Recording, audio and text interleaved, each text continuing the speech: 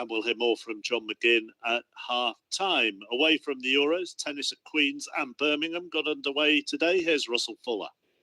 And Cameron Norrie, Mark, was an unwitting participant in tennis history today because Milos Raonic served a record 47 aces against him. That's a record for a three-set match on the ATP Tour. And Norrie, who lost in a third-set tiebreak by 11 points to 9, admitted it was just impossible to read his serve. He's in a difficult run at the moment. Lost in the first round of the French Open, lost to a British player outside the top 700 in the world in the Nottingham Challenger last week. He'll drop outside the top 40 and will not be seeded for Wimbledon. Tomorrow, here at Queen's, Andy Murray, quite probably his final Queen's Club,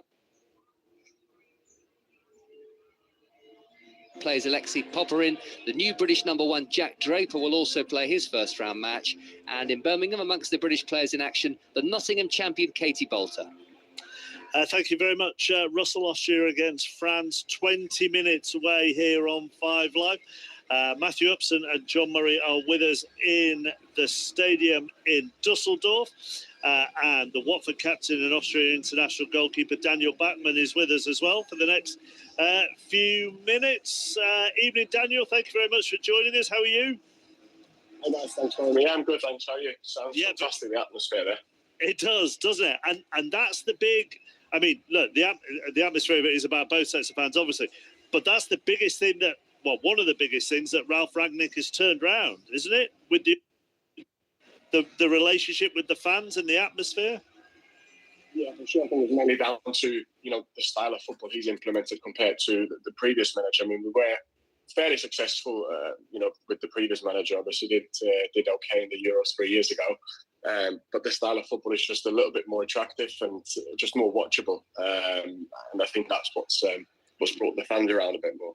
You made one appearance under him last September in a friendly against Moldova. Even in that small amount of time, are you able to ascertain what is it about him that's made the difference?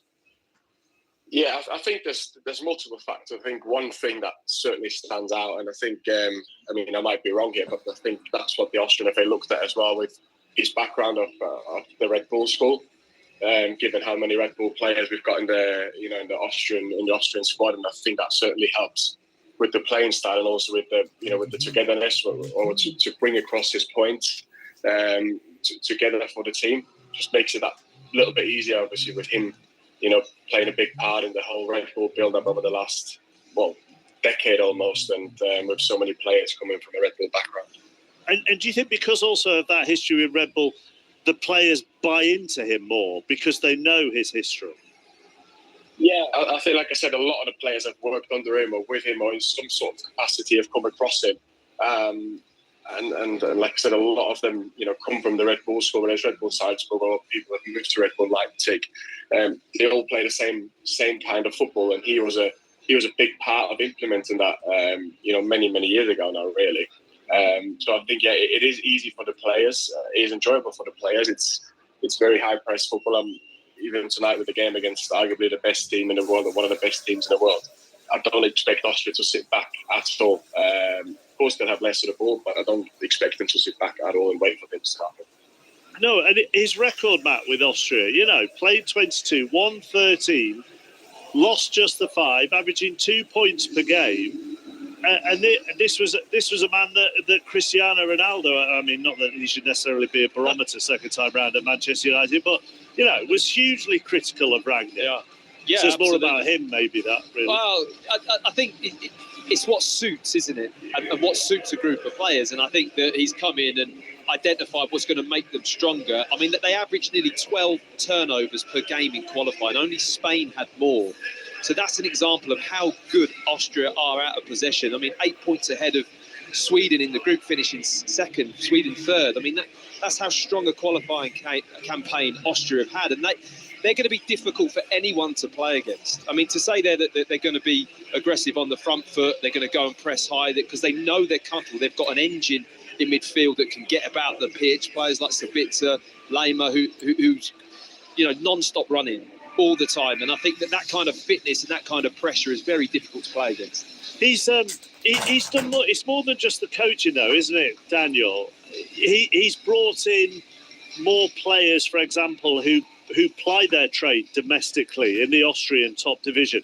He's made sure that the team play in different stadia around Austria. So they're not just playing in a concrete bowl in Vienna. They're going to slightly smaller venues that have greater, sort of more passionate atmosphere because they're closer to the pitch and smaller. He's left no stone unturned. Yeah, I think that comes back to what you mentioned earlier with the reconnection almost with the fans. Obviously, it helps if you play in different parts of the country rather than, like you said, just in Vienna. Austria is not the biggest country, but from the west to the east, it's still a 6, 7, 8 hour drive. So to play across the country makes a massive difference, especially for the supporters, also for the players. Because people have families in other parts of the country, it does make a difference. Even though from the outside you might not think it does, but it does to the players, it does to the fans, and that's why you can see over the last 2 years or so that he's building something very good with that team. Do you think? I mean, obviously, we know you're abroad in the sense of not playing in Austria, but do you think that also matters to the Austrian public that players they see week in, week out in their domestic competition are getting into the national team? Yeah, I think it's important for the country and for the league, and I think it shows that the Austrian league is improving as the years go on, because obviously the Austrian league doesn't have the best reputation apart from Red Bull Salzburg, and they're very, very dominant, but even that, they've not won the league this season for the first time in a long, long time, which I think it's brilliant for the Austrian league. And as you say, for the fans, it's great to watch the players that they see every week also playing the national team. It just gives that extra connection rather than people that leave the country very early, which most of the players that I'm looking at the lineup here, most of the players that are starting tonight have left the country very early to play abroad, so you don't have that connection. But now with the squad that he's built, there's multiple players in the squad that do play in the Austrian league, and I'm sure we'll see a couple tonight coming on that play in Austria. It's just a good thing for the nation, for the fans, and as well as the league itself. How big, on all sorts of different levels, was their 2-0 win in the friendly over Germany? I think, it's brilliant, but it doesn't, it's the same if we beat England 2-0 or France 2-0. It is, of course, it's the extra bit special because of, the rivalry, but it gets pushed a lot more by the media than it actually is to us players. Because we've beat, or they've beat. I wasn't involved in that game, unfortunately, but they've beat one of the best nations in football. And at the end of the day, it doesn't really matter that it's Germany. Just the win itself matters because it's just a big win for the country. Yeah, because as Daniel says, Matt, it's beating a tier 1 European nation, which will make even a team like the French side just think, all right, this all of a sudden is a slightly different level.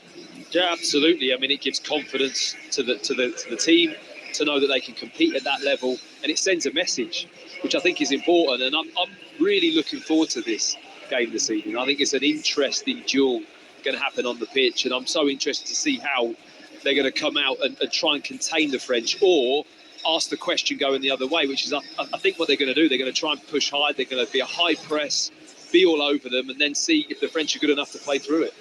They do have some big players missing, don't they, Daniel, as well? None more so than David Alaba, who has got over 100 caps, but has ligament damage, and although he's in Germany, he won't feature. That's a big miss. Yes, it's a big miss, not just on the pitch, but also off the pitch. Like you said, I know he's there with the staff and with the team, but he's just a serial winner, to have that mentality in the team. David's won everything he can possibly win in club football, and that multiple times. So he's a serial winner. He's got the mentality of a winner, and to have someone like that in your team, and obviously preferably on the pitch, does make a difference, just because he knows what it takes to win games, to win competitions, to win championships. But also, Xaver Schlager is a big miss as well in midfield, because you mentioned David side, Lima earlier, Baumgartner, with the engine they've got, they run non-stop. But Xaver Schlager, he's another level if you take these other three. as a comparison, he just runs for 95 minutes at the highest pace, whatever pace you want him to run at. And he'll be a massive miss. Obviously, Florian Grillitsch is playing instead of him, which is a completely different player. But I do think that it could help in a game like it will be against France, where obviously France will have majority of the possession, and then you have a player like Grillitsch in the middle who is fantastic on the ball, who always wants the ball, who will always find solutions and give solutions to his teammates. So, so he'll be replacing Schlager, who's, like I said, a massive miss, but I think that could actually work quite well for Austria. Just finally, do you have any idea whether the squad enjoyed him taking them to a Rod Stewart gig in Berlin or not? I'm not sure about that. I would love it. No, Pardon? I would love it. I know that. Yeah, I would love it as well. But I'm just thinking, taking a whole load of maybe early 20-somethings to go and watch Rod Stewart is, I don't know really. I think Rod Stewart's someone that everyone knows. Absolutely. I think everyone likes a bit of Rod Stewart. Yeah. John Murray, you could have taken us all. You could have taken all of us younger ones to a Rod Stewart gig. Daniel put you in your place there, didn't he? You thought I could tell the answer you were looking for there, and you didn't get it, did you? Daniel, thank you very much for coming on. We'll talk soon. Thank you, Daniel Backman, Watford goalkeeper.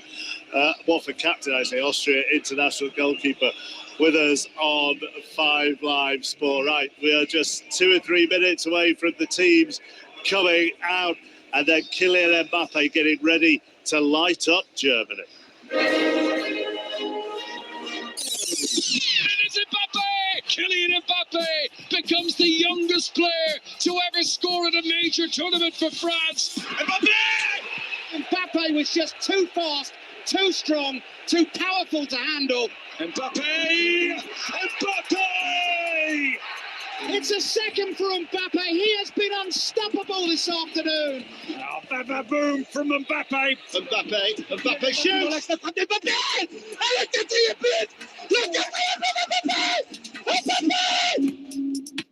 Tête de Kylian Mbappé. Allez, Kylian! Oh, Claude! Oh, yeah. He will be leading the French out of that tunnel in just a couple of minutes.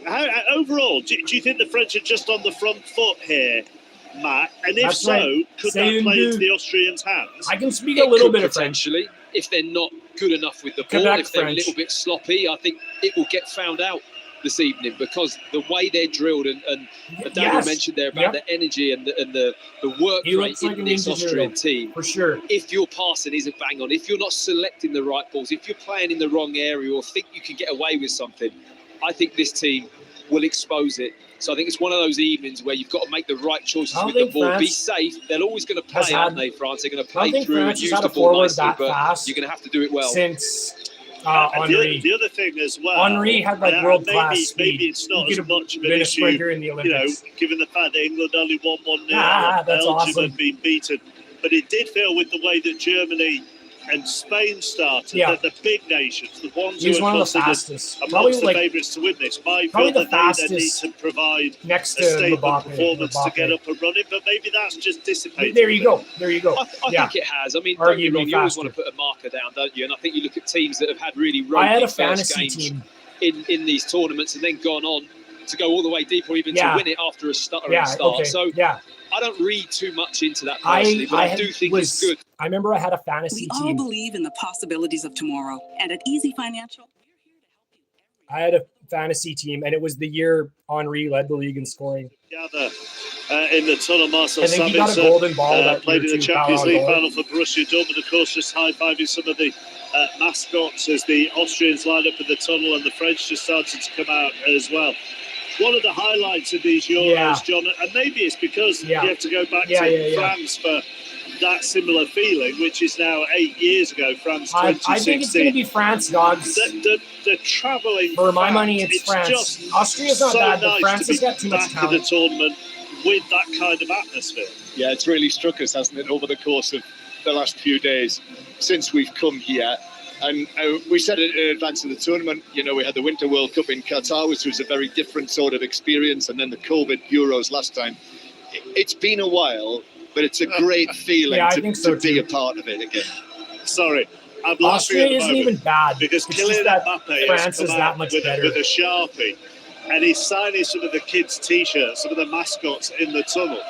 And once he started that, all the kids who'd been allocated the Austrian players basically left there and went straight over to the other side of the tunnel to try to get Mbappe to sign their T-shirts. And now Mbappe takes a couple of deep breaths, turns to the mascot next to him and takes her hand. He's done another couple of deep breaths. The camera's gone right in on his eyes as well. Yeah, he smiles, he looks relaxed. He has the got to be like top Both three sets of to fans take are it. ready. They're waving their flags.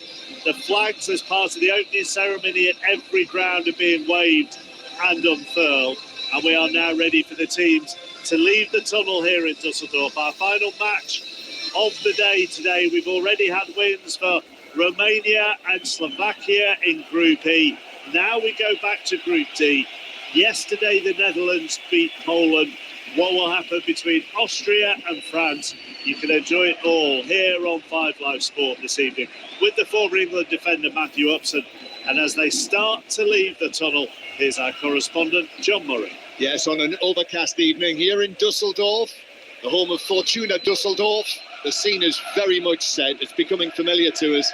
The huge banner in the centre circle with the European Championship trophy and all of the colours around it, and the various little logos of Euro 2024 lying on the pitch. To the right, in the penalty area, the French pennant, and to the left, the pennant of Austria. Huge flags being held from the goals to the middle of the half, and then the cheers go up here as the players walk out, the players of Austria and France in this second match in Group D, but the opening match of the tournament for Austria and France. And Kylian Mbappe down there with the pennant, the French pennant in one hand that he will hand across to Marcel Sabitzer once the formalities are completed. Walking very casually, Mbappe at the top of the line, just having a word with Mike Magnon to his left as the players line up for the anthems. For the national anthem, starting with France.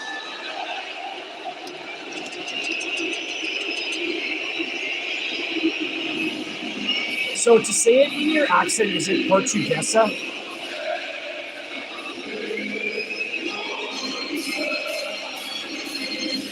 Marseillaise. I used to know the Marseillaise. I remember in French immersion, they made us sing the Marseillaise. I was in French immersion from like kindergarten to grade 6. 6 years of French.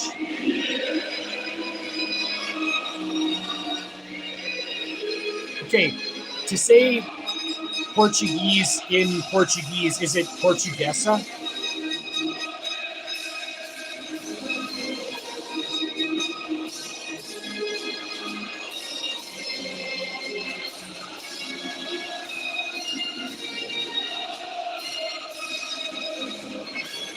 Portuguese. Great backing, and the tricolours of France all waving in the stands to our left. I wonder how many times we'll hear that anthem at Euro 2024. And now Austria.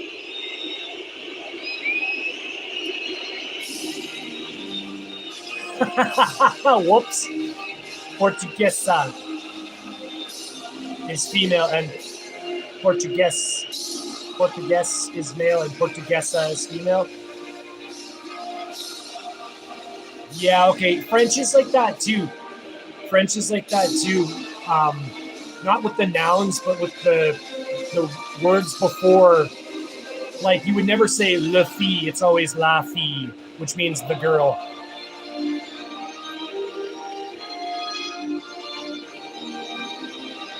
Okay, za. Portuguesa. It's the same thing with in French in and une. Is usually masculine and une is usually feminine. So une fille means a girl and un garçon would mean one boy.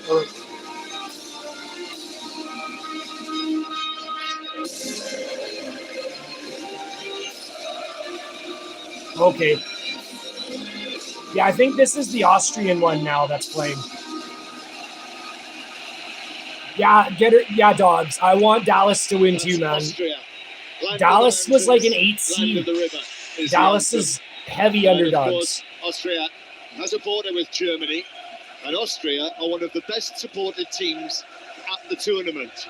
There was a huge demand for tickets, and there is a massive backing from all of those men and women and boys and girls, almost all of them in red shirts behind the goal to the right. This is going to be an atmosphere in here tonight, yet again, for one of these matches. It's an impressive following. You can tell by the anthem. Can you guys believe that the British fans were stranded at the train station for 3 hours after the game last night? Behind the goal, it's just a sea of red shirts. Yeah, there's a big it's really close, right? It's crazy close together. Flags as well being waved. Cheaper than a lot of places. The French like to get there, right? The travel would be cheap. The Austrian the French supporters as well, which I wasn't necessarily expecting. No. Anyway, the teams break away. These are the lineups tonight. Austria, Ralph Rangnick's Austria, Pence in goal, back four of Posch, Danso, Verba, the Leeds United man. Yes, Dank Bomb, I'm back, dude. Dank Bomb, thanks for coming in. And Flena at left back. And then in midfield, Zaival, the captain, Sabitzer, and Konrad Lima, Florian Drilic, Christoph Baumgartner of RB Leipzig, who scored in Austria's last 5 internationals, and then Mikhail Gregoric up front, the big Freiburg centre forward. So that's the Austrian side. They're actually switching ends at the moment. Yeah, same here. Same here, dogs. Be attacking towards the Kyrie's got to get that off his back that he's just LeBron's sidekick. To begin their quest, Mike Maignan, the Milan goalkeeper, is just running into the penalty area now. He's getting a huge ovation. Right on, you guys. Thanks for coming in today. What a reception that is for him. So Maignan in goal, Koundé at right back, Upamecano and Saliba in central defence. So the Arsenal man has got the nod.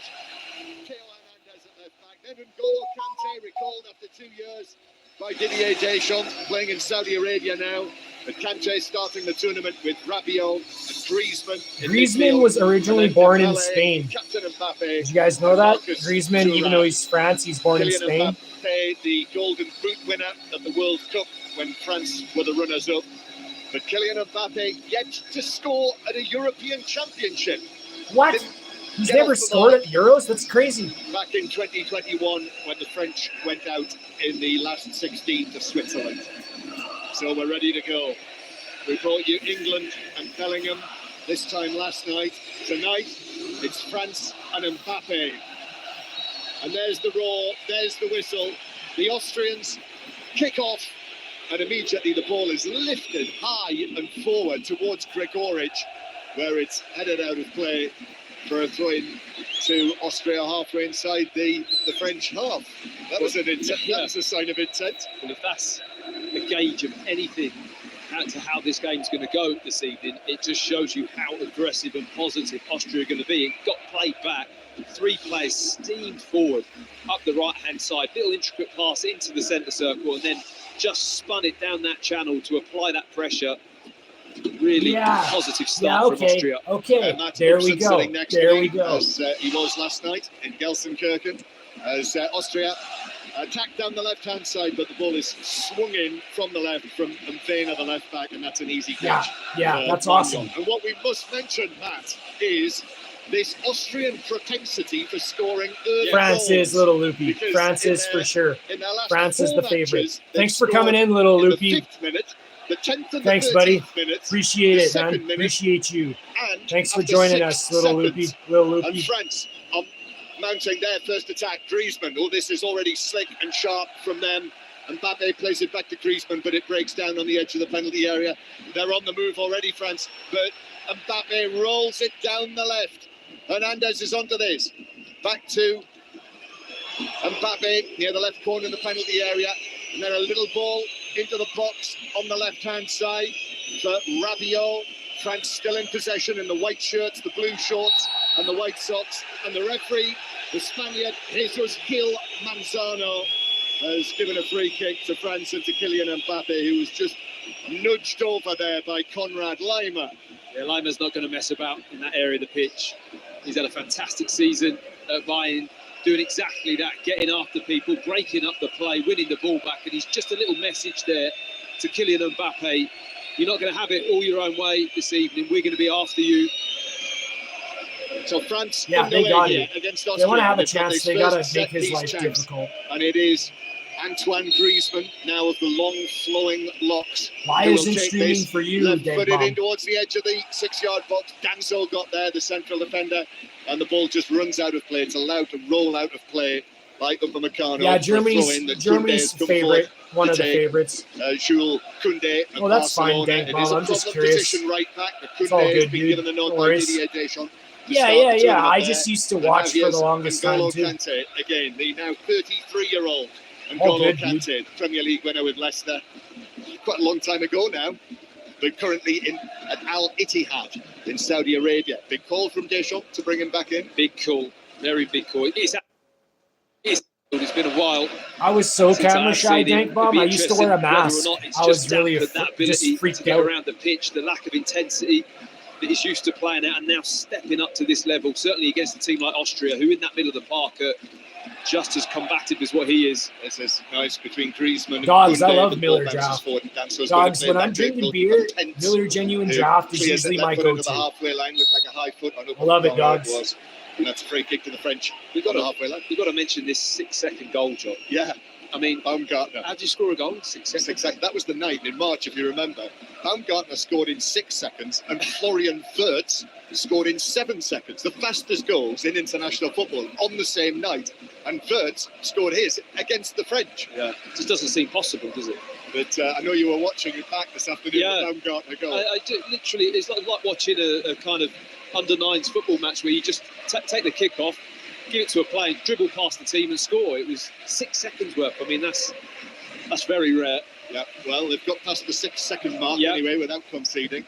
Austria 0, France 0 in Group D. So, as you might have watched or listened to yesterday, Netherlands got off the mark with a win against Poland. So they are the other two sides in this group.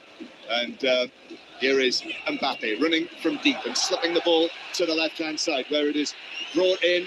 And little ball to the edge of the penalty area as the challenge comes in over there. A thrusting run towards the edge of the penalty area, and France win a free kick for Theo Hernandez, who burst forward as he loves to do and carried the ball there probably 30 yards before eventually it was Danso who stepped in on him and committed the foul. And now this is a free kick to France in a very good position.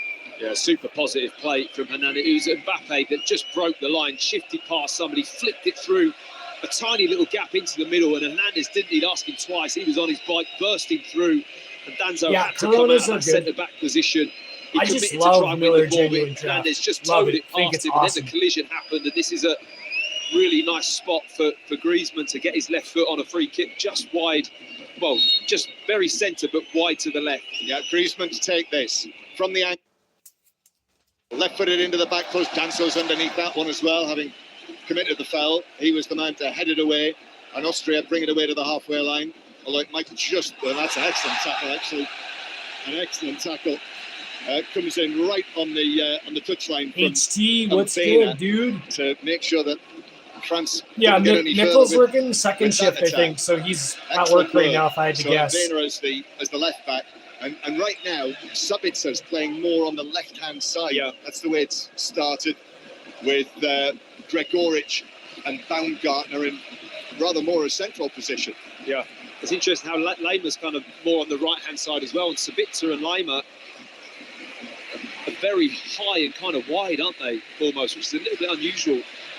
Yeah. But I'm sure Ralph Rangnick will have an idea about this, just looking down on him now, way down below us. In yeah, the dark yeah, shoot. if you want to get smashed, and, you're going to need some heavier stuff mixed in. Yeah, like a shot, couple shots, the and then use your MGDs to chase it for sure. You'll get effed up real good. The pressing that he's famous for, said to be one of the architects of gegenpressing, Ralph Rangnick, which was one of the reasons why Manchester United were so interested in bringing him in after Ole Gunnar Solskjaer's time at the club ended. As Marcus Thuram, tall and imposing. The number Yeah, that's 15 about what I have is, too. 4-second delay. Pulled up for a foul on Danso, and it's a free kick to Austria halfway inside their own I've been half. looking hard to sync them Austria up, nil, and I can't France quite. nil. Austria 4 seconds is the in best some I can very get. good form, and not to be underestimated. 7-match run without defeat, and they've won 6 and drew 1 of those matches. Whereas France, since the World Cup, since losing in the final to Argentina, they've lost just 2 of the 14 matches they've played, and both of them were friendlies against Germany. As ball is passed out of play by Vermeer, and that's a throw into France. Halfway inside their own half, Koundé will take this. Great atmosphere to our left. The French supporters, Les Bleus, dancing up and down and waving their French Les tricolores. Bleus, French for the Blues. At the other end of the stadium doing something similar. We're here in Dusseldorf. Long clearance from Magnon. Yeah, well, he's probably faster just to than the their north of the defense. city, the northwest of the city, in between, and a little patch of land between the River Rhine, as Mbappe bursts into the penalty area and shoots low, and it's saved by Pence, getting down to the foot of his post. Very nearly caught out at the near post, and he did well to push it wide there. Well, that is the gamble that Austria take. They press so high. It's a lovely slip pass. And then a France's one-touch goalie through to used Mbappe. to There's a play big for. foul in the middle of the pitch. France had The a goalie referee that makes used play to on play because for of Arsenal, Mbappe's if through I on remember goal. correctly. Cutting in on his right foot. The angle's quite tight, and he just Hugo tries to put it in the something. near post area. He opens his body out, as we see him do all the time with his right foot, but he goes for that near post area.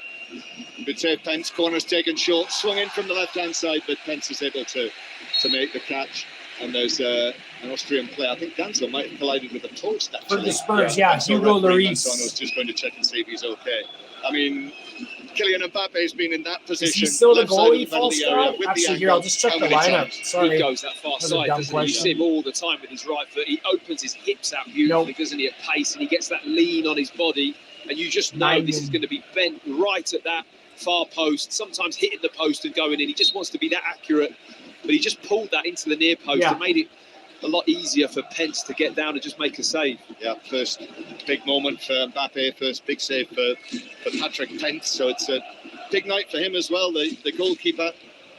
Only his 7th from cap. Milan. He's got the ball Okay, at his good, feet good, at the good. moment, passing Excellent. it out to Danso, who's Excellent. okay after that little collision with the frame of the goal. And Austria have possession inside their own half, because really, if he'd been fit, Alexander Schlager of Salzburg would have been the goalkeeper for Austria at this I like tournament. how France so is just using a Patrick simple Pence 4-3-3. will be feeling the pressure, and he'll feel good that he's made that save from Mbappe. French with the ball at the back, and there's a foul on Rabiot. It's a free kick. I mean, the amount of red shirts after France there on that turnover, that they just swarm, rush you when you have the ball. It turns Yeah, well, over. if he plays for a top 4 club red like that, shirts, yeah, I bang, would they're within think he's 5 pretty yards good. of the play, harassing, trying to cut passes into midfield. They get incredibly tight. Now there's a foul by Kante on the halfway line, so it's an Austrian free kick after his challenge on Grilic. Austria take it back into their own half. 0-0, still very early stages here, and Austria with the ball with Nicolas Saivan. Back to Verba. Now to Grilic again, who goes back to Verba. And then Seivalt in the central area. Here's Sabitzer on the left-hand side, just puts his foot on the ball and flicks it casually back to So St. George Grilic, who goes back into his own half. St. They're just having a little St. breather George here, donated Austria. earlier We had those today, you reports of guys. the I just pitch made being a a sign little for bit him. He's not here right now, but this is for you, St. George, because you donated. Struggle, but apparently they've relayed it multiple times actually to try and get the right surface. Yeah, the word was they still weren't entirely satisfied with the pitch surface, and it does look to our eye from up here. This is the first of the matches in this stadium. It doesn't look as it should. No, it looks quite patchy. Here's Mvena, the Austrian left back, who turns and gives it back again to Grilic. Number 10 on his back, Grilic. Brings the ball forward, looks to get it back, which he does. Lovely, that 1-2 past Kante. Just that now smile. the ball finds its way to Mvena again on the left-hand side, and the full-back back onto his right Okay, foot. dogs, Cross to thanks the for back coming in. post, Give me a like, which is- and we'll see you tonight. comes Go off, Dallas. I think the French head at the back post, Hernandez, even though Stefan Posch the right back was in Yeah, there for Trent, the Austria. look on his face like, I like me, the piss French are in eggs, game yeah. here. This is a very even game. They're going to have to earn anything they get tonight. They're going to really have to work hard. Right on, for it. dogs. Austria We'll see you later. setting Have a their good stall one, out buddy. very well early and actually passing the ball in that little Go passage Dallas. nicely, really manoeuvring it wide and looking to get across in the box. And I know we've had a lot of talk, haven't we, about who are the favourites for this tournament. That looked like a handball by Mvena as he was running back against Dembele, but it's not given it. And then there is a foul against Marcus Thuram, just forward and left of the centre circle, and that is the free kick for the French. The Griezmann actually takes quickly this time, and it's flicked by He's a Mbappe. hoarder. And here's He's like, Hernandez. oh, your Hernandez piss eggs into belong Thuram on to the edge me. of the box. Wah. Looking for Hernandez in the box. Hernandez shoots right across the face of the goal and through the 6-yard box and all the way out of play in the left-back area for Freud. He's had a cracking start to the game, the French left-back. Wow. I don't know, you guys. Going Austria forwards. looks like they're One or in two trouble. times. It's been absolutely devastating. Looks like it's going to Lovely be a play long there. game for 1-2 Austria. on the outside, gets to the ball person, just fizzes it across the 6-yard box. Nobody anywhere near it. I think it just happened too quickly, John. The other players couldn't keep up with play, but You get he started gourmet very piss eggs brightly at imported left from back. China, He's brilliant going obviously. forward, isn't he? The Obviously. Milan left-back, Theo Hernandez, who, remember at the World Cup, do you remember how he came into the side when his brother That's right. got injured in the first match and then played the rest of the tournament into the final. But he's been a real factor. Talk about what England are lacking on the left-hand side with Hernandez and Mbappe. France aren't lacking anything there. Here is Oh, you do, hey? Stabs it forward. Danso knocks it back. And Yeah, well, they're Saibal not has it bad. back Like, they're not for bad. the They're Austrians. just, With, I just don't know if they have Posh on the right-hand enough side. power to throwing overcome, 15 but yards we'll see, man. inside the French half. It's a game of momentum. Again, the noise levels rise inside the stadium. Austria, as I say, are coming to Germany as one of the form teams, but France, they are the highest placed team in the world rankings at this tournament. But they're being tested now by the Austrians, and the ball bounces back centrally, clipped I to the do left-hand too. side, and Vena I do too, didn't man. reach him because Koundé was able to head it away. And now France might be off on the counter-attack, but Griezmann won't reach that. And Verba should be able to keep possession inside his own half. Yeah, France ranked number 2 in the world rankings. And I must say, the squad that they've got, this 25-man squad of Didier Deschamps, not 26, chose not to bring the full 26. Didier Well, we Deschamps. talked about England Didier being the Deschamps favourites. won a World this Cup squad, in I think France '98 has with the- France, with I Zidane. mean, it's hard That to look team. beyond them, really, isn't it? And yeah, I completely agree. It's out of play for a throw into the French halfway inside their own half. Yeah, maybe they France, just got to get settled a bit, World right? Cup runners-up in Qatar. Yeah, he was the center when defense. they were the defending world champions. I think he could also play one of the sides too, into the if centre he had circle. to. Mbappe goes down He's a good rather one, though. easily. He's a good one. Danso with the challenge, and actually Danso's Honestly, forward. The year that Very France won near it in set Austria '98, the away, defense and was the only team. I think In the group stage, Mbappe the just puts defense the got brakes all on. I the think there's goals that enough of a put shove France just through to to the round Danso of with 16. the shoulder before he hits the ball as he comes into the back of Mbappe, who just stands his ground, almost waiting for that contact. Referee right on top of it as well, John. Had a really good view, but you're right.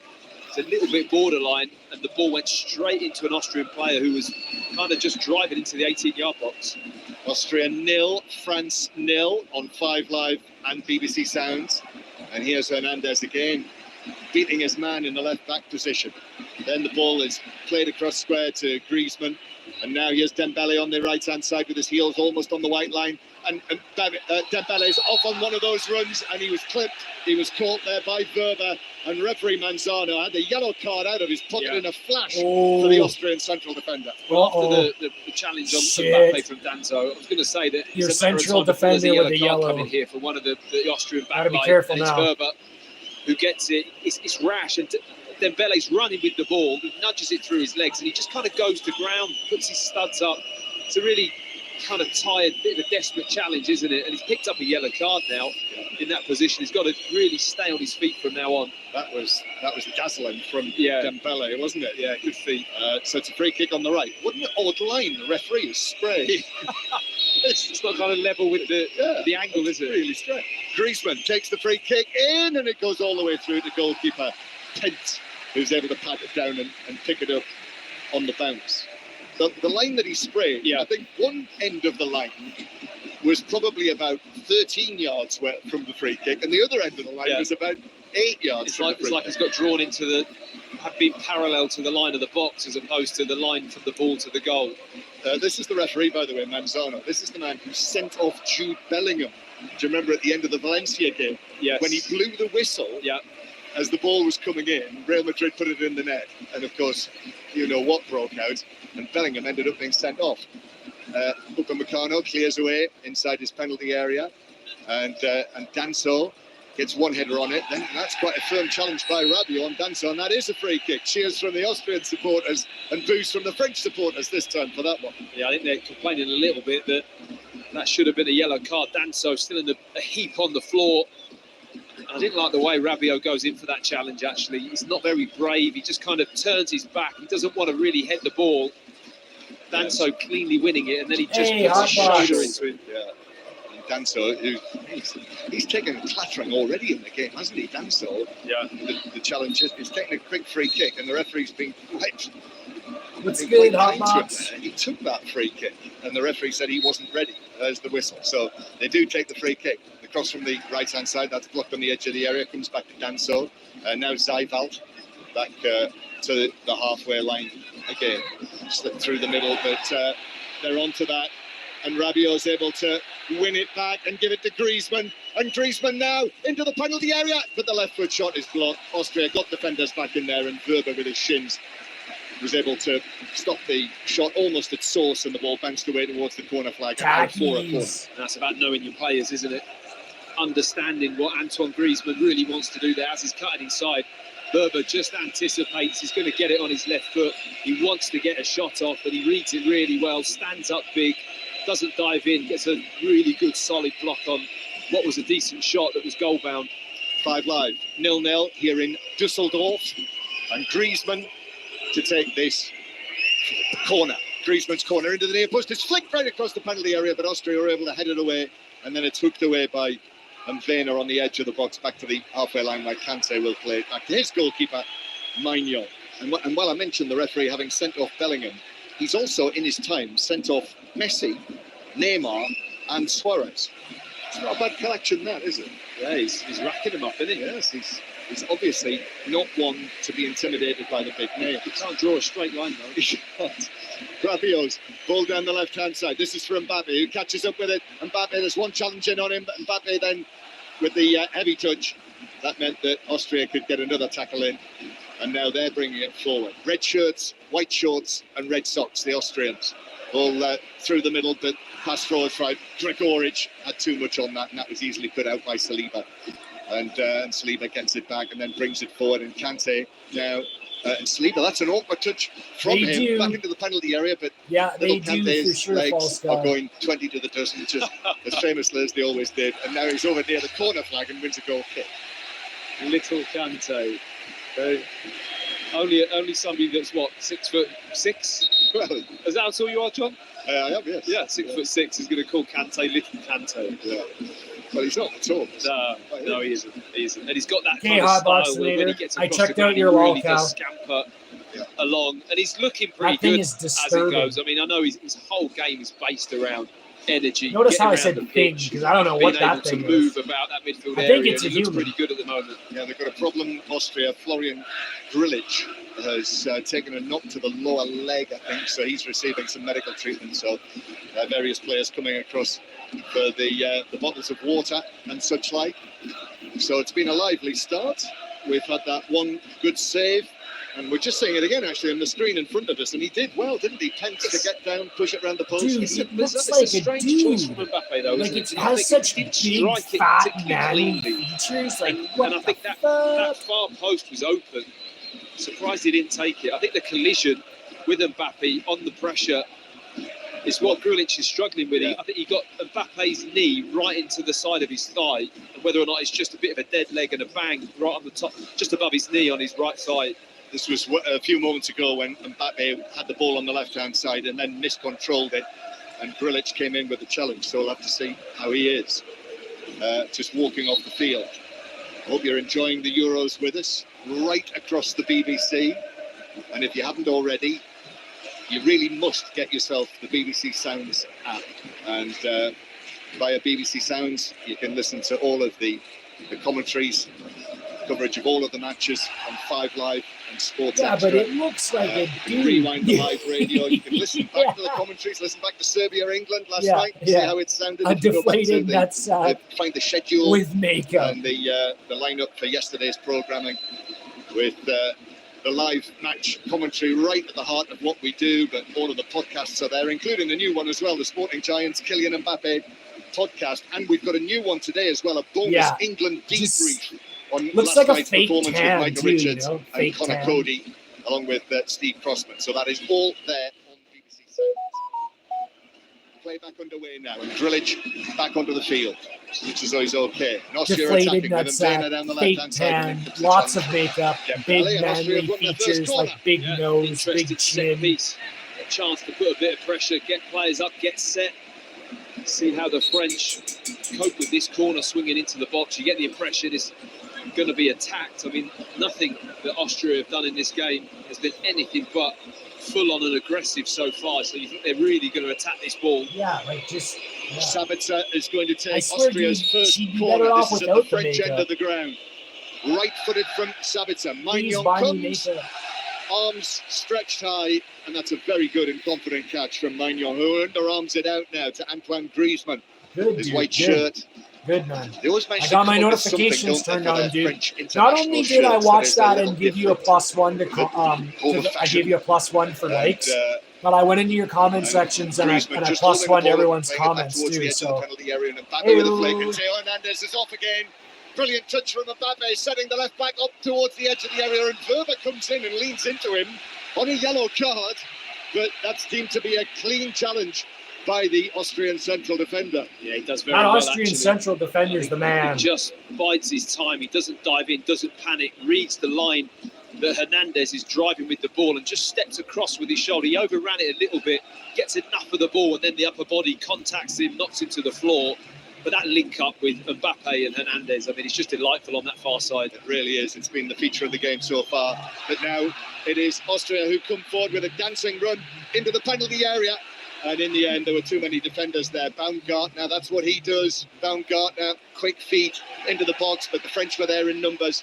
And here is Griezmann again on the ball with his hair bobbing. Ali Bruce Ball was saying to me a few weeks ago when we were watching Atletico Madrid actually in the Champions League that Griezmann now has a little bit of a touch of no problem, George dude. Michael No problem. whisper about it. No problem, Hotbox. They're happy to help. Happy to help. Certainly happy to have you aboard. About the shirt with the flowing locks, kind of. You've been bring good, out man. as well, I appreciate John, as you you. well know. Yeah. You've been good since the His carnival. 130th cap, Griezmann. Austrians coming forward again. Push on the right-hand side. His cross is blocked. There's a little bit different. Out of play. A little bit of different colour coming through that hair as well on Griezmann. Well, that's it. That's why it's natural. That's why it's got the George Michael. Do you think it's natural, or just a little bit of? I doubt it. It's not grey, is it? It's not grey. It's not Mark Chapman. Yes, the Tosh with the throw on the right-hand side. The Bologna right back. So we'll be seeing him in the Champions League next season after Bologna's high finish. Bologna third in the Italian League this season. Tosh, full start with the throw. Looping throw, bounces in the penalty area. Half-headed away by Saliba. And then there was a high foot by Mbena, which I thought surely he's going to be given as a free kick. And it is high foot on Little Kante. Yeah, it's a free kick. Little Kante gets kicked right up in the air here. I mean, he wins the ball and he boots through him. Mbena really kicks through him with his right foot just under the nose of the referee, who very quickly blows for a foul. It was actually a bit reckless, wasn't it? It was. So it's 0-0. Austria 0, France 0. And Magnon, long and left-footed from him. It's a strong header from Tosh to send the ball bouncing out of play for a throw into France, level with the edge. Yeah, that's what happened. Area. And you just found Saint. This will be taken by Saint's awesome. Hernandez. Yeah, Saint's awesome. Blade disappeared, and then it's like Saint was everywhere after Blade two on Theo Hernandez got his channel pulled. They've been able to win the ball back. And here is Grilic. That makes sense because I thought I had a ton of people. Rabiot getting to him. A ton of Grilic people at the does stay in carnival. I'm like, possession. holy shit, Rabiot there's does so get many a touch people on it, here, right? and then And that was Saliba where I comes saw out of the you, area, and I was steps like, in. I haven't But recognized this excellent guy work from before. But Saiva. However, yeah, it the was ball awesome that bounces you back came to the through, French. bro. Really And Koundé appreciate now. you. Koundé up to the halfway line, roared on by the French fans. Dembele with a lovely change of feet. But And yeah, he Mbena is content. He's just great. about got the challenge. Well, I actually Saint think is it's a great great. decision from Mbena. He gets tight enough. Thank you, He's not Saint. too tight, so he gets done. Thank and you, he's not Saint, for sitting giving me a off him shout out. to allow Dembele to have his touch Shouts and then out face him up. He's to actually thank you for Saint for spot giving me a on from him, shout and he out, and wins thank enough you of to the ball. Brad for Yeah. giving me a shout out. And you know they are I'm very gonna give a aware. shout out to clearly, the French, MVR of because the threat MVR from is a streamer, Dembele and on the right-hand MVR comes side. in sometimes, and I You've go got to Dembele MVR on the right-hand side, sometimes. Thuram in the middle, And the rest of you guys, Mbappe on Hotbox the Nader, left-hand Dank side. Bomb, False You know, that God, is, Hugh, That is Ferris potent. Brothers. Mbappe's You guys done one or all two kick things in ass. this game Appreciate so all far you. that have just been absolutely top class. Not just the support. You guys are funny too. Like your commentary is The awesome. link up You guys are awesome. going on there. I mean, that's going to scare any right back or right-sided defender to death, to be honest, because both of them, Hernandez included, just seems to have blistering pace, John, when he gets going. They're a nice blend, aren't they, with the experience of Griezmann Yeah, that's right. behind them. That is as Hey, Saliba False God, what clears did the you ball play? away, and he was fortunate there False that God, Theo what Hernandez position did you play? was in place, but the Austrians have You nicked tell it me back what again. position you played. That might have been a foul just outside the penalty area on Gregoric. The Austrians think so, but referee Manzano says play on Austria, which they do. And here's Baumgartner on the edge of the D, but Kante was That's in brilliant. there. Excellent, excellent. That's classic Kante, Classic isn't it? Kante. Classic Kante. Sees the danger, steps in, not a second thought, stays on his feet, tackles really hard, just wins the ball back with a block tackle. And now we do have a stoppage because that's given us a French free kick for a foul on Dembele. And so Sabitzer, the captain, is straight across to the referee to say, now, what about that challenge on Gregoric? Yeah, and I think he's got a right to do that, to be honest. I mean, there's a lot of, he's obviously the captain, Sabitzer, so he's allowed to approach the referee. He's What? You never there's played? a lot about nobody You else never played approaching the referee other than the soccer, captain. football, and False Sabitzer God? quite respectfully went and gave him his thoughts, and I think he's absolutely spot on. So it's still 0-0, almost half an hour play. Long ball down the right-hand side. Dembele again, and Vena is very tight on Dembele. They are so aware of the threat. And Vena, the number 16, plays here in Germany for Mainz, who finished in the bottom half of the Bundesliga this season.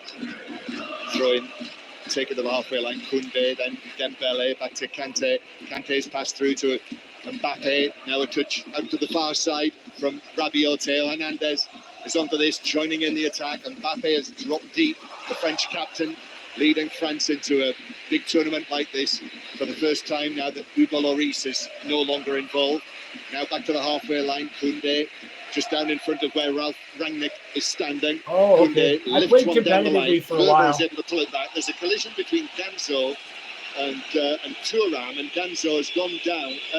Thuram But has gone down. It's hard to get on his spotted side, out here. so Austria will just knock the ball out of play. Yeah, it was very nicely read by Verba that a moment ago, because the bounce False was really God, difficult. do He you? flicked it over. False God, have you ever Just heard looking of at the Owen replay, just a collision Hargreaves? with Thuram and Danzo as he turns. Danzo stands his ground, and Thuram really does make a meal of it. Goes down holding his face, but I don't think he catches him anywhere near his face, actually. He's now back up on his feet, surprisingly.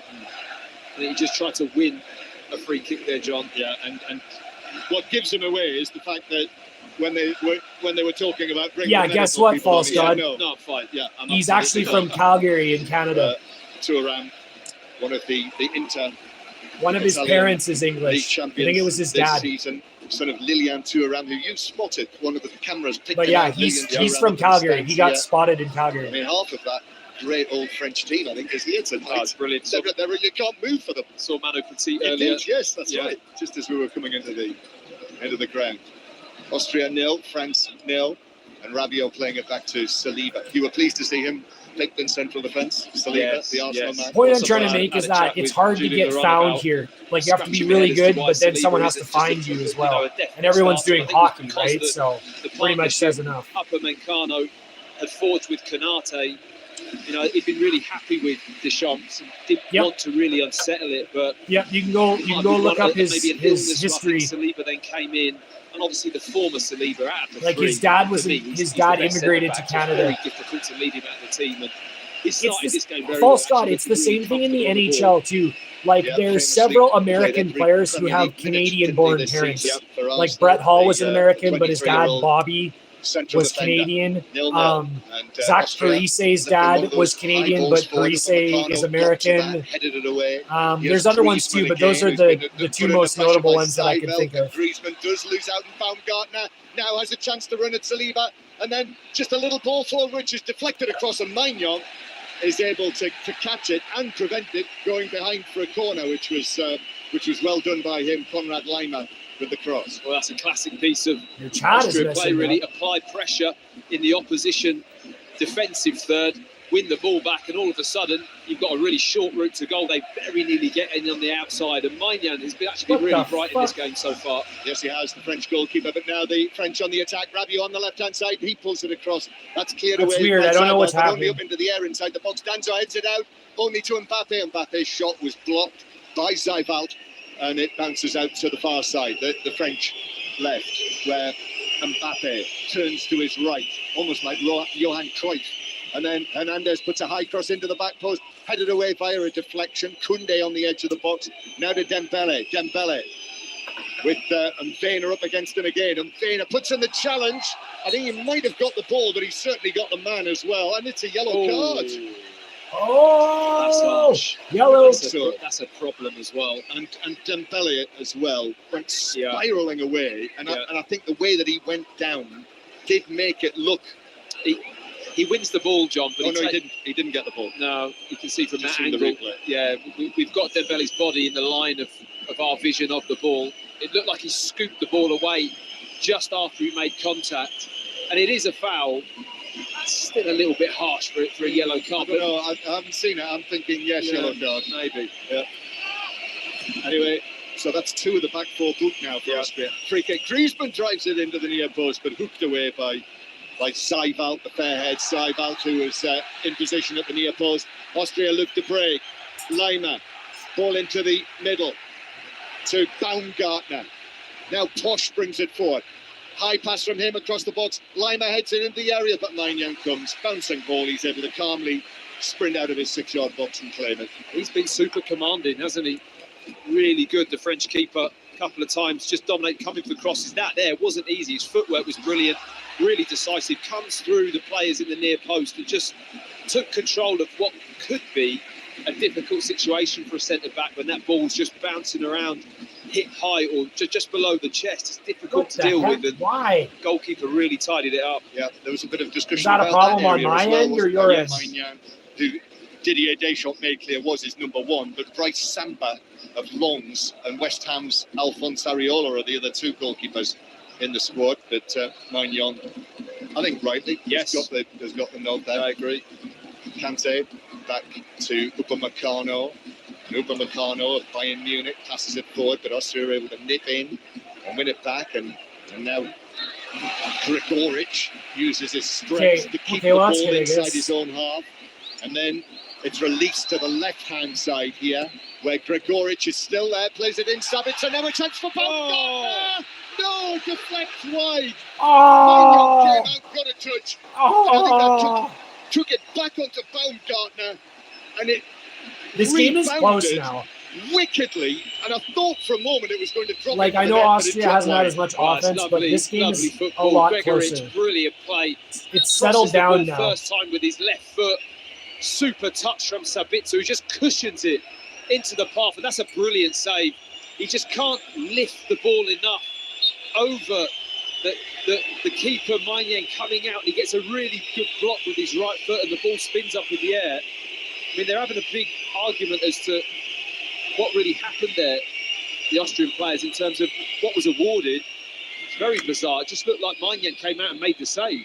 The Austrians didn't make too much of that. No. But it should have been a corner. A corner? I don't understand. He must have thought the ball ricocheted back onto him. Back off Baumgartner. Yeah.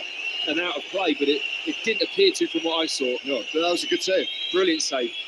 brilliant move. Best move of the I game. wonder what Best this chance second of the half game. is going to hold, And because that this was is Austria, this is wasn't it? actually Grigoric pretty tight. suddenly appearing on the left-hand side. Sabitzer up on the edge of the box. It shouldn't be, Baumgartner, but it is. the man who had the chance. So one big chance apiece now. Still 0-0.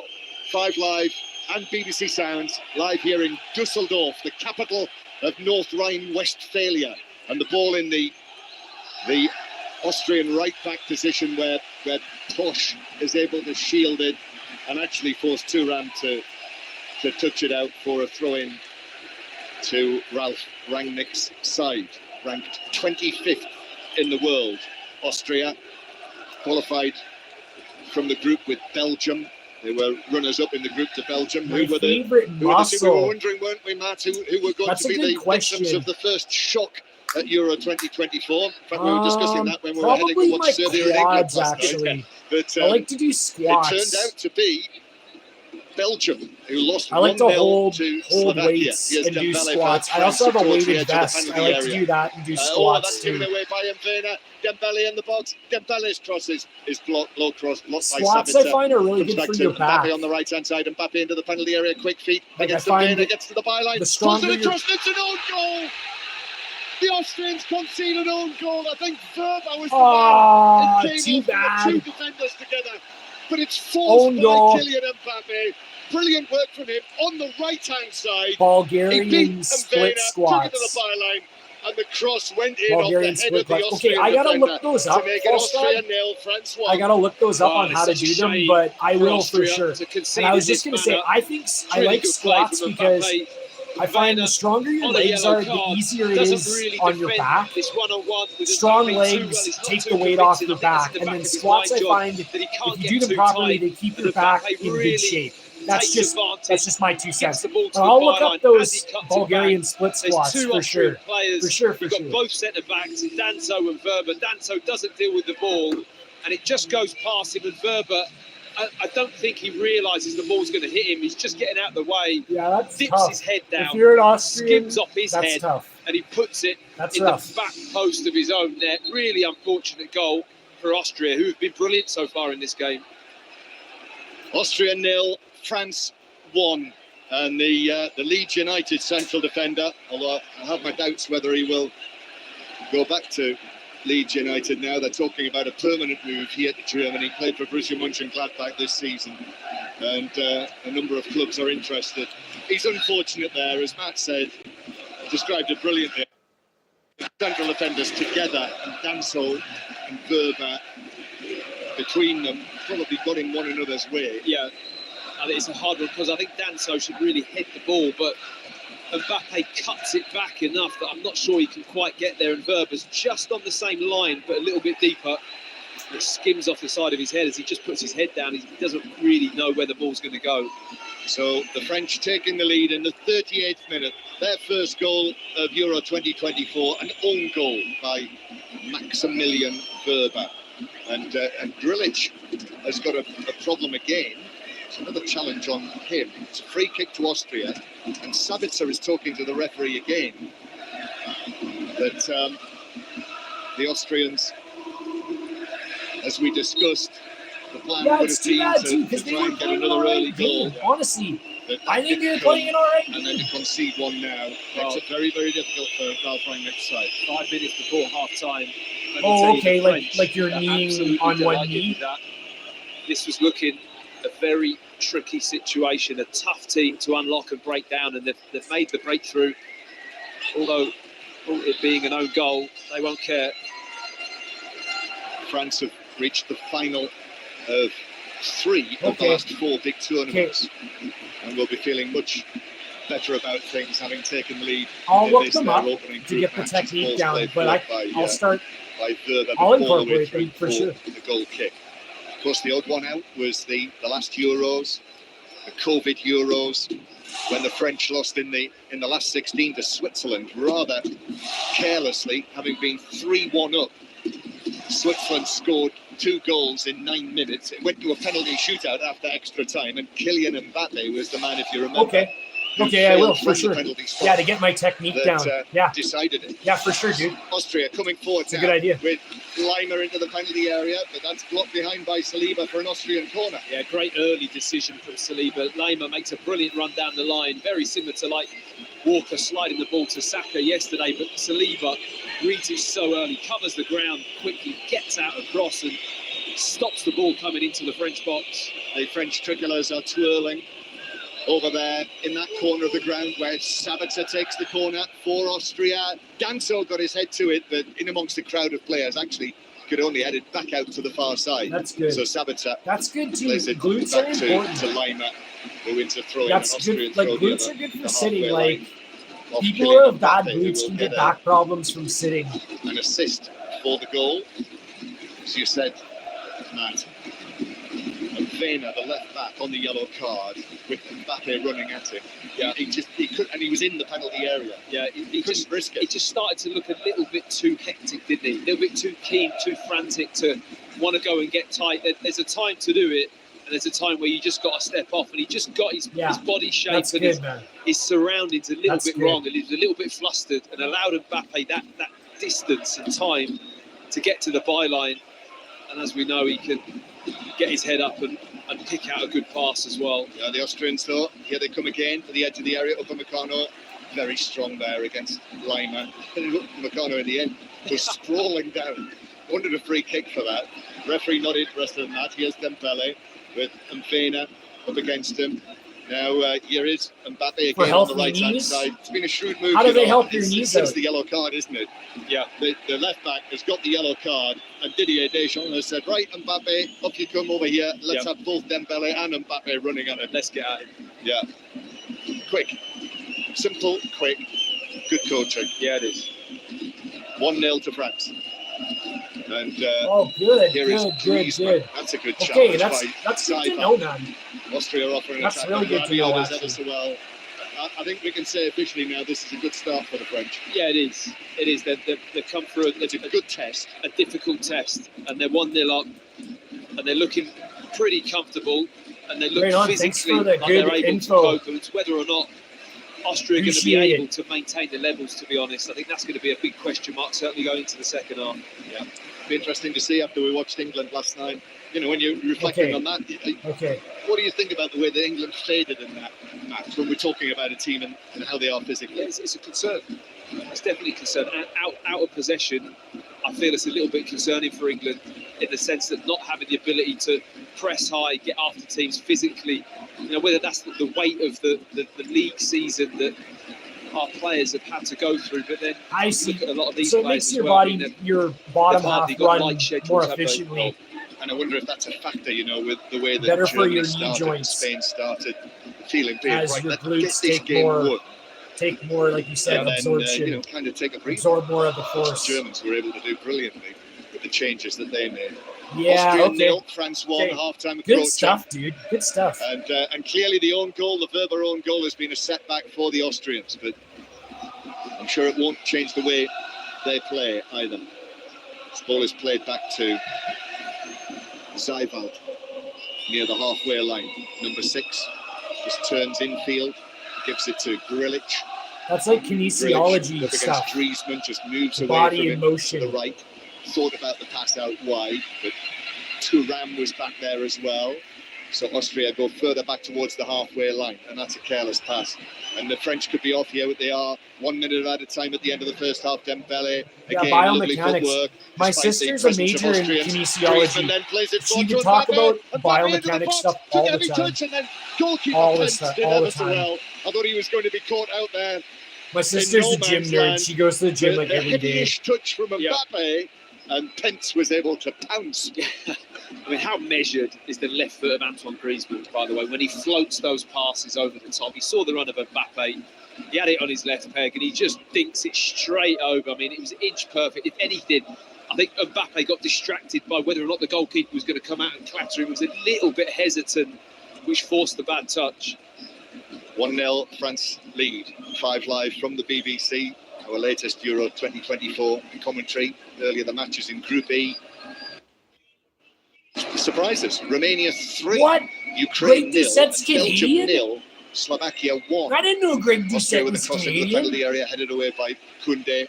I was sitting up here as the half-time whistle He goes. talks about The steroids French a will be lot. happy with that.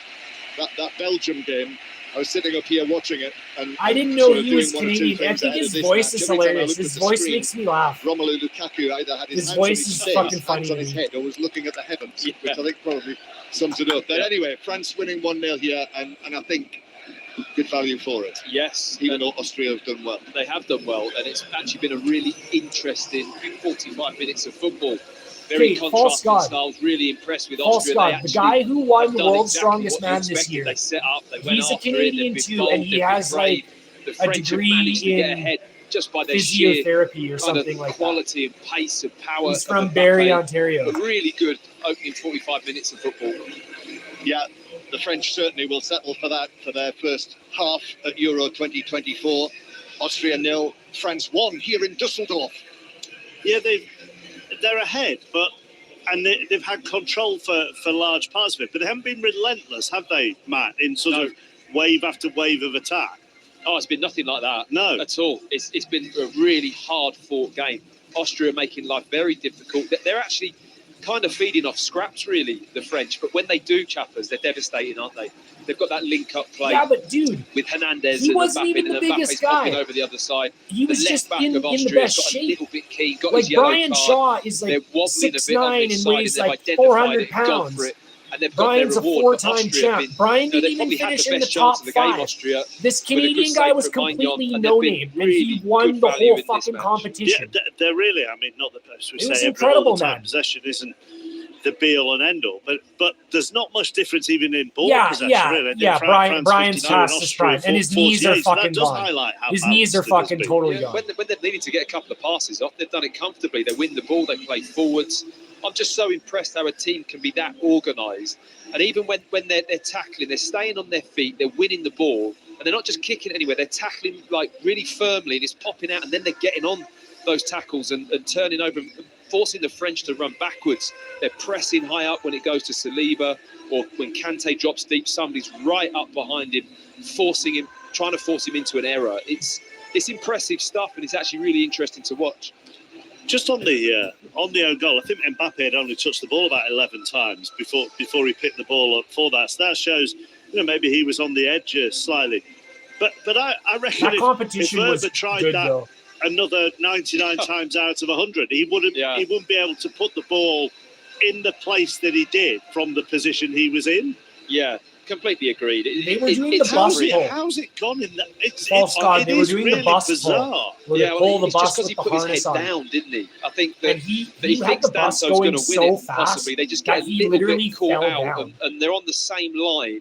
But He as fell that ball's down and then coming he got back back up cut and it back kept a little going. bit of It was Mbappe. awesome, He dude. just ducks his head and brings it towards the ball. It was crazy to glances even off have a perfectly, Canadian doesn't in it? I it. mean, Like, usually we it's don't so have unfortunate. Canadians. To come in And at traditionally 0-0 the sport was would have been a always fair dominated by result Iceland. at this stage in the or game, like given that first Scandinavia. 45. So to go in off that header is really harsh for Austria.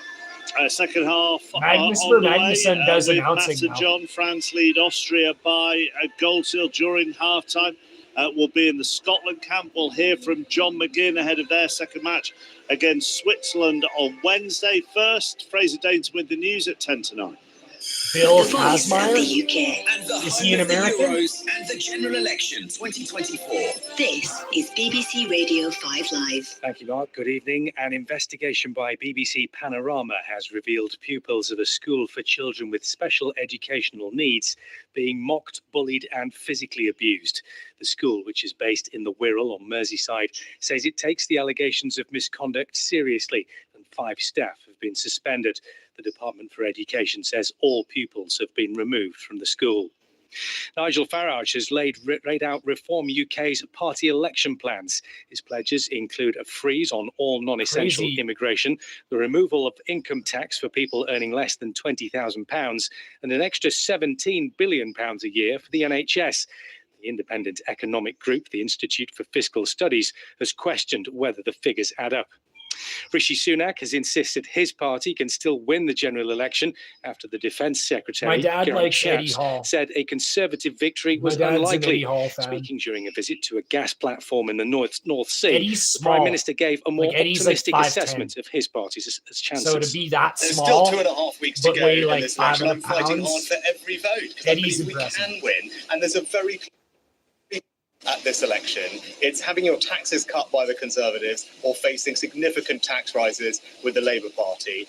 NATO's Secretary-General says more members of the alliance will meet its key target for defence spending this year. Jens Stoltenberg was speaking in Washington ahead of a NATO summit next month. Shit, I thought he was smaller. I thought he was like 5'10". Less than 10 allies that spend 2% of GDP. I get my facts on fucked up defense. sometimes. But later today, when I see President Biden, I will announce new defense spending figures for all allies.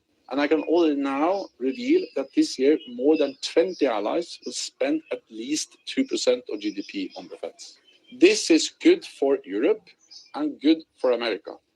And the RAC says British drivers are facing petrol and diesel prices that are far higher than they should be. The motoring group claims retailers are using the distraction of the general election to keep profits persistently high. The Petrol Retailers Association said businesses were facing higher costs and are investing in new technology for electric vehicles. BBC Radio 5 Live. We're launching a brand new offshoot of the Martin Lewis podcast, confusingly called Not the Martin Lewis Podcast. I'm going to be asking specialist questions about subjects I don't normally cover. There's one for renters and their rights. We'll be talking inheritance tax, then a special on how to save for your pension, and finally, all the complex and convoluted rules about income tax and national insurance. Serious information, all available in the Not the Martin Lewis Podcast, part of the Martin Lewis Podcast. Get it on BBC Sounds. This is 5 Live Sports with Mark Chapman. Euro 2024 Deutschland. An own goal, the difference between the two sides as France lead Austria 1-0 in Dusseldorf. Second half on the way. We're going to talk Scotland next. They play Switzerland in Cologne on Wednesday evening. No Ryan Porteous for them. He's got a 2-match ban after that red card in the opening match against Germany. John McGinn sat down with Ailey Barber earlier today to reflect on that heavy defeat. Obviously, that didn't go to plan. We've had a couple of days to kind of stew on that, find out where we went wrong, and I think it doesn't take a magician or a genius to work out where it went wrong. So on Wednesday, you'll see a different Scotland team, and probably a team with a point to prove to ourselves more than anything else. Everybody sort of deals with bad results and performances and things differently. How have you dealt with it personally and trying to make sure that you get over it and you're ready to go again on Wednesday? As I've got older, got more used to dealing with these situations. It doesn't get easier. People always say the lows in football make the highs higher. The lows are brutal, absolutely brutal. But as you get older, you don't look at the opinions of anyone else. I'm sure we've had a lot of criticism, and deservedly so. But you don't look at it. No one's opinion really matters. It's about in here. How can we react to it? We can't really get worked up on what anyone's saying because you could probably argue the performances both individually and collectively. I think myself, knowing that I could have given more to the game is what kind of has been stewing on my mind over the past few days. So if the manager gives me the opportunity to play on Wednesday night, it's got to be a completely new version of myself and the team as a whole. Another midfield maestro to come up against as well in Granit Xhaka. I mean, a lot of very good players within that Swiss team. What did you make of them? I thought they were very good. I think their defence as well, Shah, Akanji, obviously they've got Sommer in behind it. They're top players. Played against Xhaka a lot. He's always impressed me. He's sort of talisman for the Swiss team, the skipper. So I'm sure we'll have someone to try and make his night as difficult as possible. Probably what we didn't do the other night. So they'll not take us too lightly. They'll know we've got players who can hurt them, and we're capable of much more. So hopefully we can catch them in an off night and we can turn up and we know we're capable of beating them. So they have got top players around the team, but so do we, and it's up to us to go and show that. When you look at the build up to this Switzerland game, it's so very different from Germany, where there was all that hype, all that expectation and hope, and And as much as it's been dampened a little bit, it feels like more of maybe a normal build-up to a game where people are thinking, Switzerland are a good team. And are you a bit more comfortable perhaps with this build-up? No, I think I'd be more comfortable if we had a point or three, but we know it's going to be a very, very difficult game. The Swiss have had a kind of up and down qualification campaign, but in tournaments they seem in the group stages to kind of find a rhythm and make themselves tick. So it is a tough second game, but we have so much to prove to ourselves that we're going to go into that game and give it absolutely everything, and that's the bare minimum. So the build-up has been slightly different, as in a little bit quiet on the camp over the past couple of days, but I think that's the determination and wanting to prove people wrong, which is important. John McGinn with Ailey Barber, and Ailey is with us now. So he talks there to you about if the manager gives me the opportunity against Switzerland, which we're assuming the manager will give him that opportunity. What are you hearing about any other or any potential changes? Yeah, well, it's funny. Steve Clarke said in his press conference yesterday that some players needed a kick up the backside and some needed a cuddle. And John McGinn offered himself that he was very much one of the kick up the backside players. So perhaps John McGinn's backside can never be left out of any conversation when it comes to Scotland. It does dominate every conversation. Listen, Steve Clarke, holding his cards very close to his chest, he said that we will find out on Wednesday if there are going to be any changes. We obviously know Ryan Porteous is not going to be available for these two games, so there will be a change at the back. A lot of people, I think, when they saw the team lines against Germany, were very surprised that Billy Gilmore wasn't in the starting lineup. He might come in, but you've got that then big discussion. Who misses out of the midfield that started against Germany? Because most people look at that starting 11 and thought, yeah, that's pretty close to what I would have expected. So there might be some shuffling around. Scotland don't tend to move too far away from the system that they've played under Steve Clarke. That three at the back, that sort of box or diamond in midfield, and the one striker. So I don't expect huge changes, perhaps a couple of personnel changes. There will obviously be that one defensively with Ryan Porteous not available.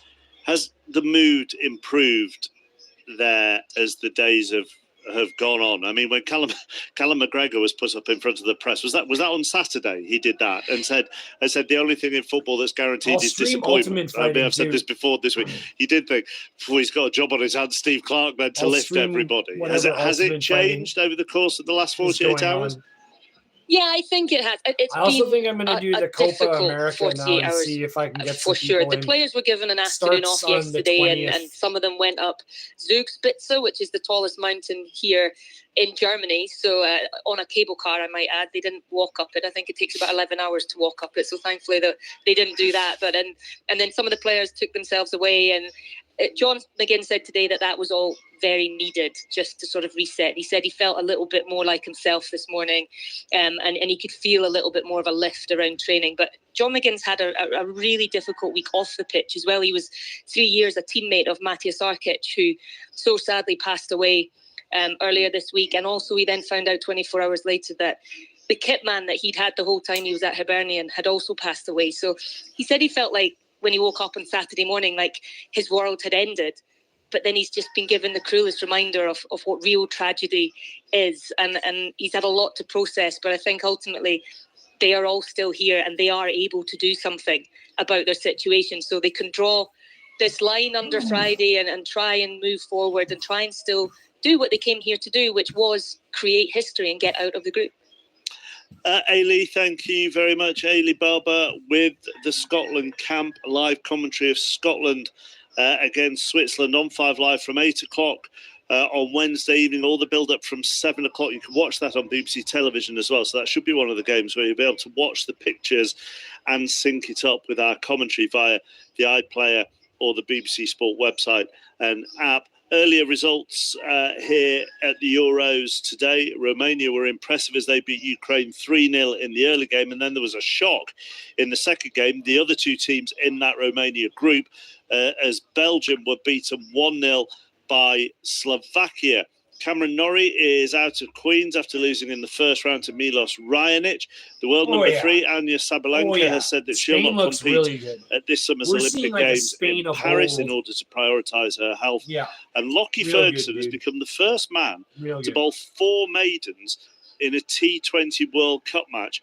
He also took 3 wickets in that spell as New Zealand beat Papua New Guinea by 7 wickets in Trinidad. Both teams back out in Dusseldorf. Very balanced in the first half, but the French lead Austria by 1-0. Back to Matt and John. Yeah, the sun has gone. Overcast now here in Dusseldorf. Darkness setting in, who's in and France Spain's leading through group? that own goal, Spain, that Maximilian Croatia, Verber own and goal who just else? before the break. The coaches have just moved to their positions on the edge of the pitch. There are no changes, so the Austrians, as they started, with Pence in goal, the back four of Tosh, Danzo, Verba and Mvena, then Zeivald and Grilic, Leimer on the right, Baumgartner in the middle, Sabitzer the captain on the left, and Gregoric through the middle. And referee Manzano is just waiting for the nod from television. France are going to kick off at the start of the second half. Croatia, Kylian Mbappe is over the ball. The French basically side going to Magnan go in through goal. unless they lose Koundé, Upamecano, both their other Saliba games. and Theo Hernandez, Kante and Rabiot, Griezmann in the middle, Dembele on the right, Mbappe on the left, and Thuram through the middle. Although, as we said in the latter part of the first half, very often Mbappe and Dembele were both appearing on the right-hand side, with Mvena, the left-back, having been yellow-carded. There's a false start. Back it comes to the halfway line. Then we do get underway in the second period. And France in the white shirts with the thin red pinstripes, blue shorts and white socks, against the Austrians in their red shirts, white shorts and red socks. The ball's played back to French goalkeeper Magnan, who is able to take the ball to the right, give it to Upamecano. There's a flick by Griezmann, and the ball is out of play on the far side. It's a challenge as well. I think one of the French players was in Griezmann, who collided with the advertising hoardings there, which are relatively close to the side of the pitch, actually. And the referee will just check and see if he's okay. Yeah, Matt Upson's here with us. He just gets nudged into those hoardings by Verba, who's going for the ball. I don't think he's intentionally trying to do that, but he does leave a bit on him, and Griezmann goes clattering in to the electrical advertising board. Went head first. He does, yeah. That was quite nasty. He's cut the top of his head. He has. John, yeah. That sucks. And don't cut your head. Hair's still looking. If a cut, and if he's back and he's fine, he's having an argument with the referee, but yeah, he certainly whacked his head and almost scraped it, didn't he, along the side of the the advertising boards. It sort of these are these big electronic boards that I'm sure you'll have seen on the television. So they go quite high, and Griezmann, as he slid, did actually. I mean, his head first. Yeah, it was. You know, the top of his head into the hoardings, and they'll have to go through the protocol here. Yeah, they will. And they've actually. It happened on the far side of the pitch, so this is a big stoppage early on in the second half, and they've had to lead Griezmann all the way across the pitch, and he's now arriving. Didier Deschamps is waiting to see how he is. And they've wiped away some of the blood, which is trickling down his forehead, and now that hair is being swept back so that the medical people can deal with this. So France, just for the time being, are playing with 10 men. 2 minutes into the second half, Austria 0, France 1 in our third match of the day, the third Euro 2024 commentary of the day. All the highlights, by the way, will be on BBC One and the iPlayer later, so you can watch them anytime via the iPlayer. And Austria it is, attacking towards the end where all of their supporters are. Thousands and thousands of them in the 2 tiers of the Dusseldorf Stadium to our right. Ball coming back to Zeiveld, who goes in field. I think they've sorted Griezmann out. Yeah, as I suspected, they're wrapping a white bandage around his head. And Austria attacking, ball in towards the edge of the penalty area. Gregoric with his back to goal, couldn't control it. Comes back to Posh, who tries a shot, but it flies over the top of the crossbar by 5 yards or so. Yeah, hopeful effort really from Poch on his right foot, leaning back. He never really looks confident that he's going to score from that distance. And just as Griezmann jogged back onto the pitch with a big bandage around his head, having a chat with the referee. Yes, I'm sure that Griezmann is probably still talking to him about the nudge from Verba. It looked really innocent, I have to say. I don't think that Verba didn't even look up to you know, when somebody identifies their surroundings and thinks, right, I can nudge him there and send him into the boards. He's just going for the ball and the contact happened. That's a big bandage, isn't it? That he's got on his head. It's come off. It's actually worked its way. I don't think it could stay on because of all of that hair. Here's Kante on the edge of the box. Kante, now it opens up for him, but then he passes the ball behind Thuram. And then Mbappe, Theo Hernandez, and it comes off the shins of the recovering Zijveld, but it took it back out to the left-hand side for a throw. And Griezmann's now just picking up his bandage, which must have been on his head for about 45 seconds. And I think just the motion of running and all of that hair bouncing up and down has worked it off the top of his head. Well, that's a bit of embarrassment for the medical team, really, isn't it? I mean, it's not the greatest piece of work. Did he pull it off his head? No, it just bounced off. It bounced off. It's got a beautiful bounce, that hair. They're just doing a close-up on TV of it, just laying on the floor. It's lying on the edge of the penalty area. Big bandage. Griezmann's bandage. Yeah. Well, how can he still be playing now then if it's bleeding? Surely the referee's got to make him go back off and put another one on. That's yeah. Hopefully that'll stay on a bit longer. Well, let's hope so. Although it looks as if they've just forgotten about it. Yeah. I think it was more of a. I know he does hit it, but it wasn't a ridiculously heavy impact, was it? No. He does catch it, obviously enough to cut his forehead. It wasn't great. No. I think you would know about it. Yeah. Anyway, France leading 1-0, and Griezmann is playing without the bandage, which is still actually. Goalkeeper Pence has just walked up to the bandage and he's kicked it 5 yards out of the penalty area. We don't want a Sunderland beach ball style scenario happening here where the ball deflects off Griezmann's bandage for a goal. And free kick to the French. Hernandez was caught there by Baumgartner. He had the big chance for Austria in the first half. Good chance as well, which was well saved by Maignan. By then, Mbappe had forced a decent save out of Pence. But the own goal, the Maximilian Werber own goal, is the only one that we've seen so far.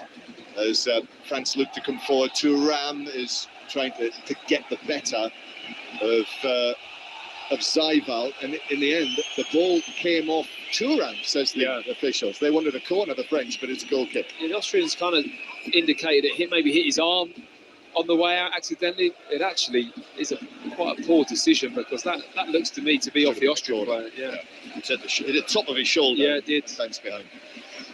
As we know, because we've had the benefit of seeing it again on the little screen in front of us. So it is a goal kick. Should have been a corner. And Danso will bring the ball forward from the back. Oh yeah, no, I figured you did. Central defender. I figured you did already. He's being pressed by Rabiot. And the pass no, up the I line, figured and that you did. From Thank Rabiot you, by the way. Thank you. Austria couldn't but I keep it in, figured you just already next to where Ralph Rangnick is standing, the oldest coach at Euro 2024, 66 in a few days' time, as France are forced actually to go all the way back to goalkeeper Maignan, who I must say looks very mobile, doesn't he? Yes, been impressed with him. He's really good, confident, claiming crosses, and like you say, moving his feet really well. Kante gave it away there, but he's able to recover it and play it up towards Mbappe, who was very closely watched by Danso. And then Austria to Baumgartner through the middle. Just forward of the centre circle this is, as the Austrians come forward from left to right, as we look up from high in the stand here, in this tight ground. It's a rigidly rectangular stadium, this, the home of Fortuna Düsseldorf, and it's got a great big grey mesh all the way around it on the outside. But inside, really colourful scene inside here with all of the colours of Euro 2024 and the blue of France, the red of Austria. Austria coming forward. Sabitzer's ball into the box. That's headed down by Upamecano on the edge of his penalty area. And then Posch went in for a 50-50. Felt he'd been fouled. Referee Manzano says play on. Posch is out of position. Ball's over the top. Thuram's into the penalty area on the left-hand side, but in the end has to turn and play it back to Mbappe. The defenders did well, actually, to cover Posch, who was only just now coming back into position. Yeah, Pence in goal. Thought about coming there as well. I mean, he's quickly backpedaled onto his goal line, but it would have been a kamikaze decision to come out from the goalkeeper. Mbappe receives the ball and turns, but then with a wall of red in front of him, chips it out to the far side. Dembele then, that's far too overhit a pass from Dembele, and it's all the way through. No chance Koundé was going to catch that. It's a goal kick to Austria with the French winning 1-0. Yeah, it doesn't have the same kind of potency, does it? That link up with Koundé and Dembele. I know we identified that right back position as, you know, I think the word weakness is it's probably a harsh thing, but it's just not as fluid and as potent as the left-hand side of the French team is just superb when they get that link-up play and the movement, the running off the ball and the little flicks and the spins in behind. This really is very hard to handle when that all comes together. Austria bringing the ball out from the back with Danso on what is it's a lovely evening, isn't it? Lovely temperature inside the stadium. Yeah, not too hot. That rain that I was suggesting might come hasn't arrived yet. As Austria go back again to their goalkeeper Pentz. We're very close here to the River Rhine, very close to the river bank, and the airport as well. Dusseldorf's busy airport. The planes, you can regularly see them heading in and out of there as Baumgartner takes it down the right but crosses in towards the edge of the box, and that's headed away by Saliba. And then forward from Rabiot, and Danso's got to be careful here against Mbappe, and Mbappe's away from him. He's passed further, and Mbappe shoots wide. What on earth? Am I seeing things? How is the ball not in the net? Everyone is just kind of shrieking in this stadium. It was like he's missed. How did he miss? It was just, you know, classic Mbappe pace. When you see him run, it doesn't look real, John, the way he just glides past people. He's got the whole far side of the goal to aim at on his right foot. It couldn't be a better position. He's walking away with fix your way out of that one, Donnie. Almost as if to say, that's ridiculous that I've just missed that chance. But you would expect to see the net ripple. Very surprised it didn't. Meanwhile, at the other end, Austria break away down with the left back, and Werner, who, what a blessed relief for him to be able to push forward down the left-hand side. Pushing forward, he was pushed over by Dembele, and Dembele's yellow carded. Well, it's a free kick for the Austrians. It's a good position as well. It's right on the corner, just a couple of yards wide of that corner of the 18-yard box on the left-hand side of the pitch. Right-footed, in-swinging delivery. This is an opportunity for Austria. Wouldn't it be a thing after Mbappe missed that chance? As Austria played in, now Sabitzer just went for power, whipped it in low to the near post. There was a packed 6-yard box, could have gone anywhere, and hit a French defender, and it's a corner. I was hoping for any little nick, any little deflection, might just see it through. It's worth past it, wasn't the keeper. It is, because at any touch there, you've got no chance to react as a goalkeeper. So now Sabitzer with the corner. This is at the Austrian end. They're all building up to it. Sabitzer swings it in, comes off, I think, a French head. There were 3 or 4 players in either red or white. Yep, French head it was, wider than near post, so it's a second consecutive corner. And, you know, the Austrians here, they will feel that they've had a massive let off by that miss from Mbappe. And now at the other end, they're putting pressure on the French. Game's otherwise even. Sabitzer, this is a very, very high. That own goal is really hurting them mentally. Not hurting them mentally, but it's nagging at them. Like, because otherwise they haven't played too bad, really. The way that he got under that, and it landed in the opposite fullback position and is out of play for a goal kick. Just addressed the ball differently. They're just a bit too nonchalant. The previous two, he'd really got his upper body over it and fired it in with a bit of pace. Really asked a question of the French defence to deal with. And that one, he's just too leaning back, too casual. Really let the French off the hook with that one. Did you notice as well, we mentioned the pitch in the first half, the fact that it's been relayed 4 times. Maignan just clears the ball away from his own penalty area, and it's headed on by Dembele, but the Austrians will take possession. When Mbappe ran away from Danso, there was a huge chunk of pitch came up. Did you see that? It's the horsepower, isn't it? Yeah. You've got that kind of power going into the turf, you're going to rip it up. I mean, he's such a powerful athlete, and when he gets going, those first couple of strides from Mbappe, he's got that big, open legs. I mean, it's just devastating for a player. You know he's bearing down on you. He's trying to get back in. You've got no chance of matching that kind of power. Won't get too many better chances than that to score his first goal at a European Championship tournament finals. This is his 5th appearance. Long pass into the penalty area from Seibel, just drifts over the head of the players on the edge of the box, and goalkeeper Maignan has it. Ralph Rangnick is going to make a triple change. So we've got coming onto the field the central defender, Gernot Trauner. So experienced player, Trauner, will be coming on. Also, Marko Arnautovic, who you, I'm sure, will be familiar with, 35 years old now, Austria's most capped player. So the players who are coming off, well, we discussed at half-time whether he might make some changes based on the players on yellow cards, and it is Maximilian Verba, the man who scored the own goal, who's coming off. Also leaving the field is Gregoric, the centre forward, and the third number that's coming up is Florian Grilic, the number 10. So we've got Arnautovic, Trauner, and also the number 23, Patrick Wimmer, who is a right winger. So we know where he will go. So there we are, Ralph Rangnick deciding almost an hour played, I'm going to make the triple change. Yeah, and I think he'll just drop maybe Lima into the midfield area if Wimmer goes out wide.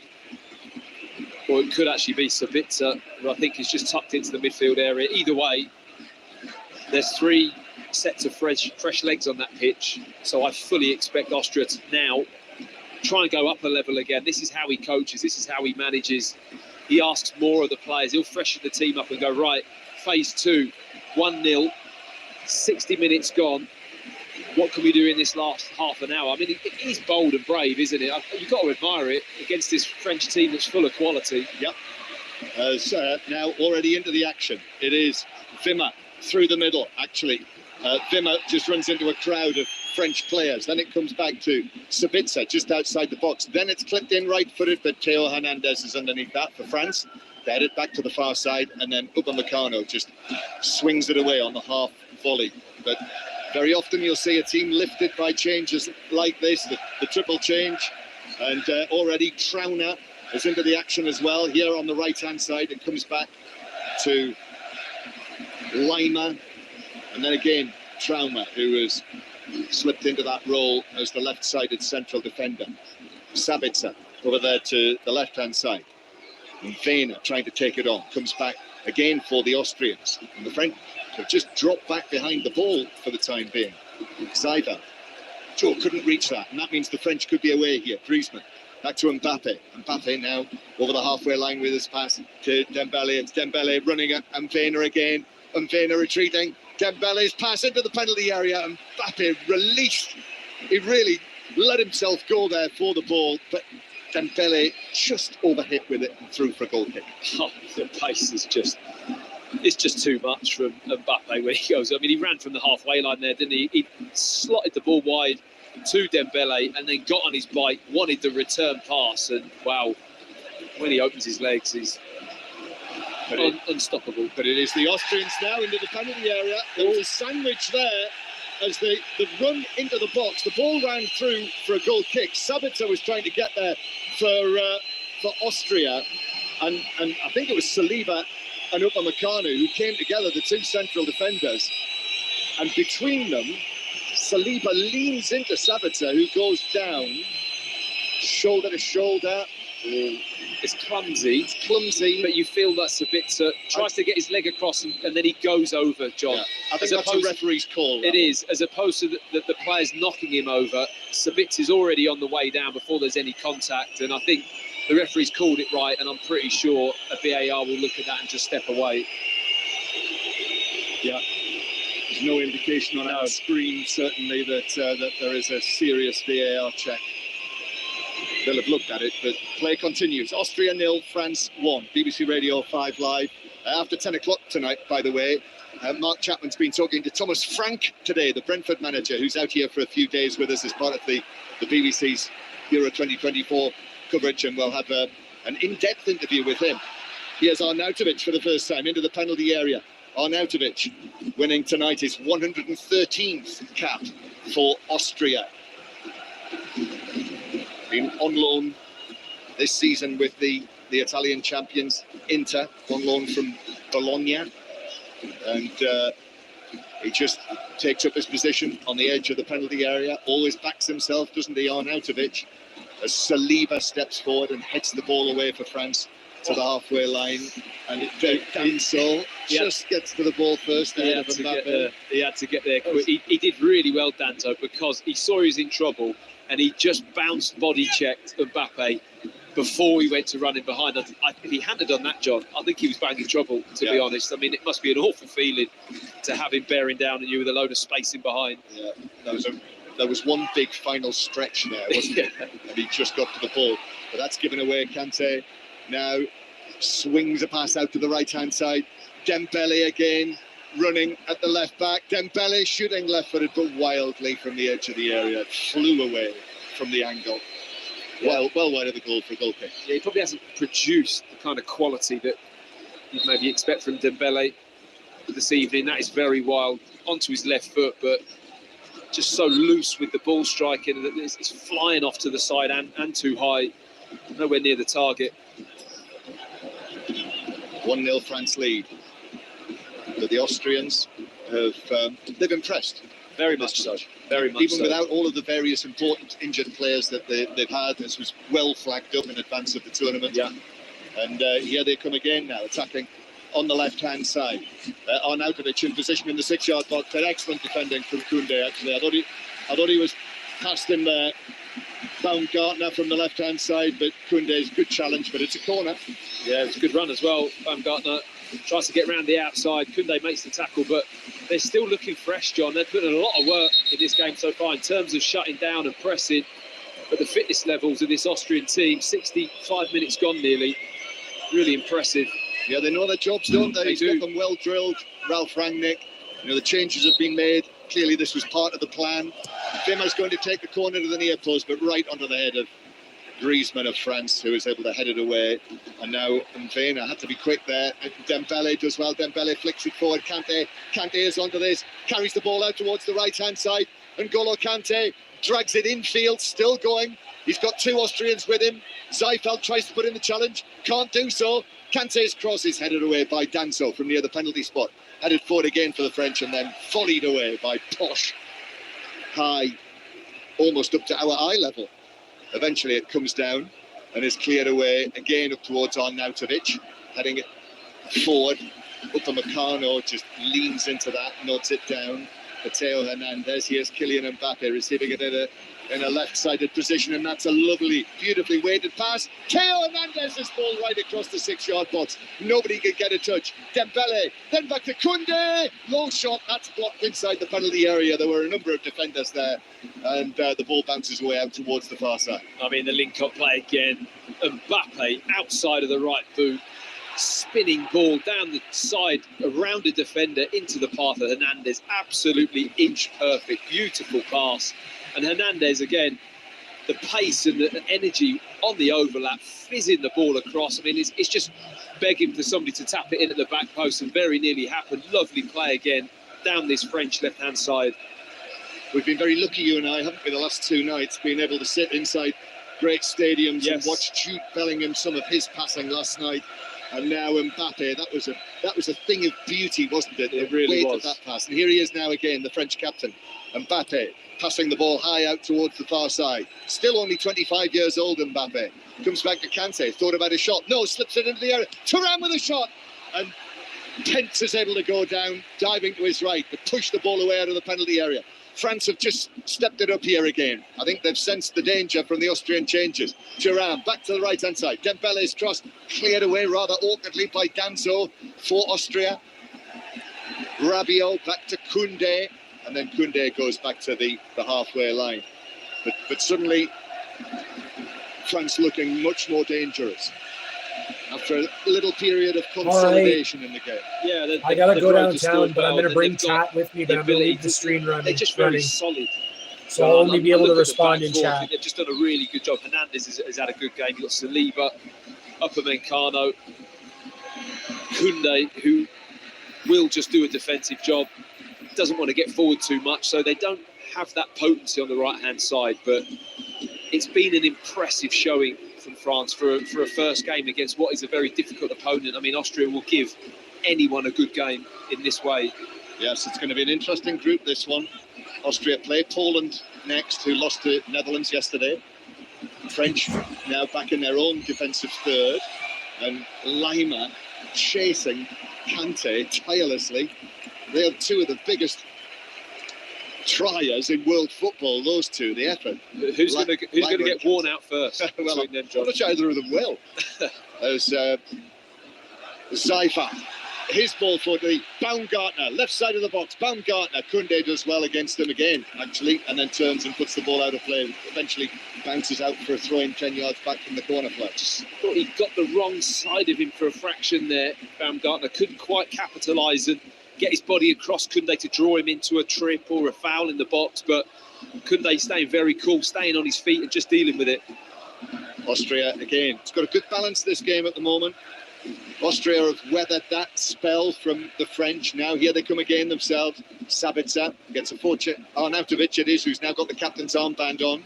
Gets a fortunate bounce of the ball, but then couldn't take advantage, so the French have got possession back again, and it comes back towards the edge of the penalty area. Yes, Arnautovic, I say, he does back himself, doesn't he, from a record signing for West Ham. When he went to Inter, demanded the number, or I should say, he asked for the number 8, because that was the number that was worn by Ibrahimovic at Inter. As France with Saliba. Saliba's got space in front of him, reaches the halfway line, just puts his foot on the ball, the Arsenal central defender. France are going to make a couple of changes as well from this glittering array of substitutes that Didier Deschamps has at his disposal. As one of my predecessors, Brian Butler, used to say, it's an international sweet trolley of a substitutes bench that he has to choose from. And Kolo Muani and Eduardo Camavinga are two of the stars who are going to come on. Kolo Muani of Paris Saint-Germain, and Camavinga, as you will likely know, having just won the Champions League with Real Madrid at Wembley Stadium. So who's making way? Dembele. So Rabiot. So that is, let's see how this is going to change things. So Rabiot coming off from the midfield with the superbly talented Eduardo Camavinga, the 21-year-old, coming on to replace him. Mightily impressive, isn't it? I mean, to have this quality on the bench. I mean, Dembele hasn't had the most devastating of games, to be honest. He's been pretty quiet out on the right-hand side, but Camavinga coming on for Rabiot. He's got a lovely selection of central midfield players, Deschamps, hasn't he? Tchouameni not on the pitch yet either. He's got real competition at the heart of that midfield, which is always a massive strength. Yes, you could even call it a selection box that he has. Yes, as opposed to a sweet trolley. Or a sweet trolley. Yes. 1-0 France lead, so Camavinga is on. It's quite old school, isn't it? A sweet trolley. Sweet trolley. It's the last time you saw one of them. Yeah, I think wheeled out in a restaurant. I think it was next to the hostess trolley. Do you remember that? Yeah. But they still exist. Yeah. There's Danso hits a pass forward that comes off Camavinga and bounces out of play for a throw-in to Austria on the right-hand side. It's a very interesting tactical tussle, this, between Deschamps and Ralph Rangnick. And at the moment, the French are winning it, but the outcome is far from certain. Well, they're winning it by an own goal. You know, let's not forget that. That's what's separating the two teams. Okay, Mbappe had that wonder chance, and that is the best chance of the game. But the Austrian chance first half was very, very good. That Maignan makes a good save on. So, you know, it's been a very level game. 1-0, just like it was last night. England, as Thuram takes it on, even though Theo Hernandez went down screaming. Thuram into the box, twisting one way and the other, but then a curling shot is a bit of a letdown, actually. And it's... Hernandez is all right. Yeah, no, he's well, he went. I thought the stretcher was coming off. I think he went down next to the microphone. Paramedics. I think he went down next to the microphone. Crikey. Yeah, that was a cry of... Wasn't it? The werewolf, you could almost say. After last night's event. And that shot in the end from Thuram. That was a bit like the selection from the sweet trolley that looks delicious, but actually... You just love saying sweet trolley, don't you? Anything old school. You're all over it. Here is another of the substitutes for Austria, the Feyenoord captain, Gernot Trauner, who obviously was playing for Arne Slot this season. Austria continue to build with Tosh on the right-hand side. He's got Wimmer available inside him and uses him. And Wimmer then hits an awful pass. That was to the outside of his group, behind Wimmer, straight out of play for a throw. I keep thinking of like a blancmange or something, wobbling away on a sweet trolley as it's been. I can't get it out of my head now. I wouldn't choose a blancmange. No? No. Cake? Not for me. It's a form of cake or something like that. No, maybe. Yeah. Throw-in taken up to Kolo Muani, who has gone over there to the right-hand side, by the way, Randall Kolo Muani. And Austria with Zaival. He has Tosh now on the right-hand side, the tall right back. Again, infield from Lima. Zaival runs away from Griezmann. It's very tight in there.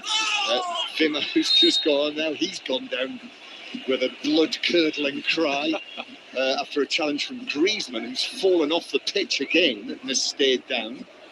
And the referee eventually comes across to see how Griezmann is. He stayed down.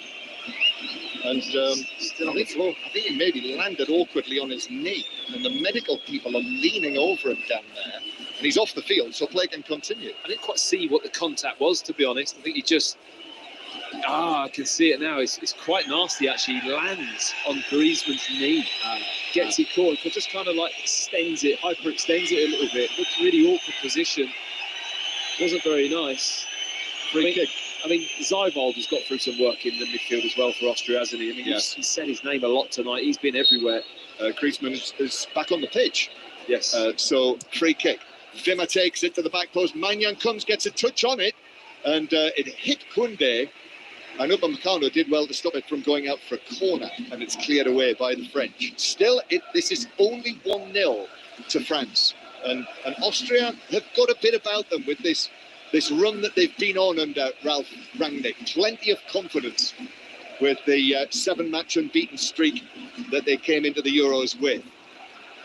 France win the ball back on the edge of the area. Theo Hernandez, though, gives it away, passes it straight to Wimmer, who's been bright since he's come on, the number 23. Now Tosh on the right-hand side to Wimmer. Wimmer against Camavinga does well. Rolls it forward for Tosh, but Theo Hernandez is able to slide in, get the ball first and put it out for a throw-in down the right flank. Throw-in just back from the corner flag. Just taken back to Wimmer. Wimmer takes on Thuram, swings it across, but the backpedaling Magnan backpedaled all the way into his own net because he knew it was flashing across the face of goal and behind. So it is Austria 0, France 1. The French fans sense that their team need their support, so that's why you can hear the Marseillaise beginning to ring out in the background. Let me just tell you, by the way, that there's a little bit of news here relating to England. So just watching France come forward. And Austria win it back, and that's given away by Zaival. And Griezmann now. Griezmann, lovely touch, cushion touch forward from Koundé. Now Kolo Muani into the penalty area on the right-hand side, but Danzo does very well, actually, ever so well, and is then fouled, and that's a free kick to Austria deep inside their own territory. This news relating to England. UEFA has begun an inquiry into a claim that England players were subjected to a racist chant during the win over Serbia. Has just been confirmed that UEFA have begun an inquiry, and UEFA have said UEFA Ethics and Disciplinary Inspector will conduct a disciplinary investigation regarding alleged discriminatory behaviour, and information on this matter will be made available in due course. And the FA have stated that the complaint did not come from them. So I'm sure we'll have more on that later in the evening on 5 Live. But we are into the last 15 minutes of this opening match for Austria and France here in Dusseldorf. Dark skies above now. The bright floodlights of the Fortuna Dusseldorf Stadium shining down on the pitch as Austria come forward and Arnautovic gives it away. Yeah, while they don't quite have the quality. Arnautovic playing it to the edge of the area. Pass just slightly overhead, although Magnan has to come out and slides into Baumgartner, and the two of them have collided together, and they're both writhing around. I noticed one or two things are actually thrown down there. I think they're empty bottles, empty plastic bottles, but we don't need that. Yeah. And actually more things are being thrown from the Austrian supporters onto the pitch surrounds, and there are stewards down there, and there are photographers and media people. I mean, anyone could be hit by anything. I don't understand why they're doing it. Their own players laying down there as well. Yeah. A bit strange, but I mean, I think he has a right to go for this, Baumgartner. He collides with Maignan, who comes out bravely, but the referee's dashed straight over, holding a yellow. He's getting a yellow card. Baumgartner. Why? He's got a right to go. He actually wins the ball and then collides in with the goalkeeper. He's got every right to try and win that ball. He's now arguing with the referee while laying on the floor. The referee's looking at him. He's saying, "Why are you booking me for?" I completely agree with him. He's got a right to go for that ball. It's an unfortunate collision. They're both okay. They're up on, they're getting up on their feet. There's no need for a yellow card. So once he gets to his feet, Baumgartner will be booked for that. Still Austria 0, France 1. Join us tomorrow. Just 2 matches tomorrow. Don't get caught out by that. They are the first matches in the final group to get underway, Group F. So it's 5 o'clock UK time for Turkey against Georgia. And then tomorrow night, Roberto Martinez, Cristiano Ronaldo and all, Portugal against Czechia, or the Czech Republic, at 8 o'clock. So that's tomorrow. And then Wednesday, don't miss Scotland, Switzerland from Cologne. That's 8 o'clock Wednesday night. And then Thursday night, that is the tea time match, 5 o'clock British summertime, Denmark against England. We will be in Frankfurt for that one, won't we? Very much looking forward to it. Yeah, so that's all to come.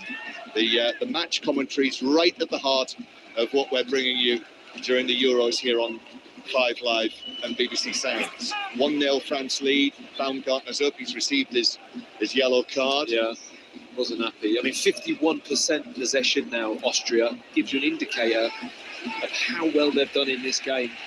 Talking about them out of possession, how they've pressed, being this team that, doesn't really want the ball. Well, they're dominated possession just by 1%, but I think that is a really big indicator of how difficult a game this has been for France. It has. And France with a throw halfway inside their own half, but Trauner is able to step into that challenge, and another challenge as well on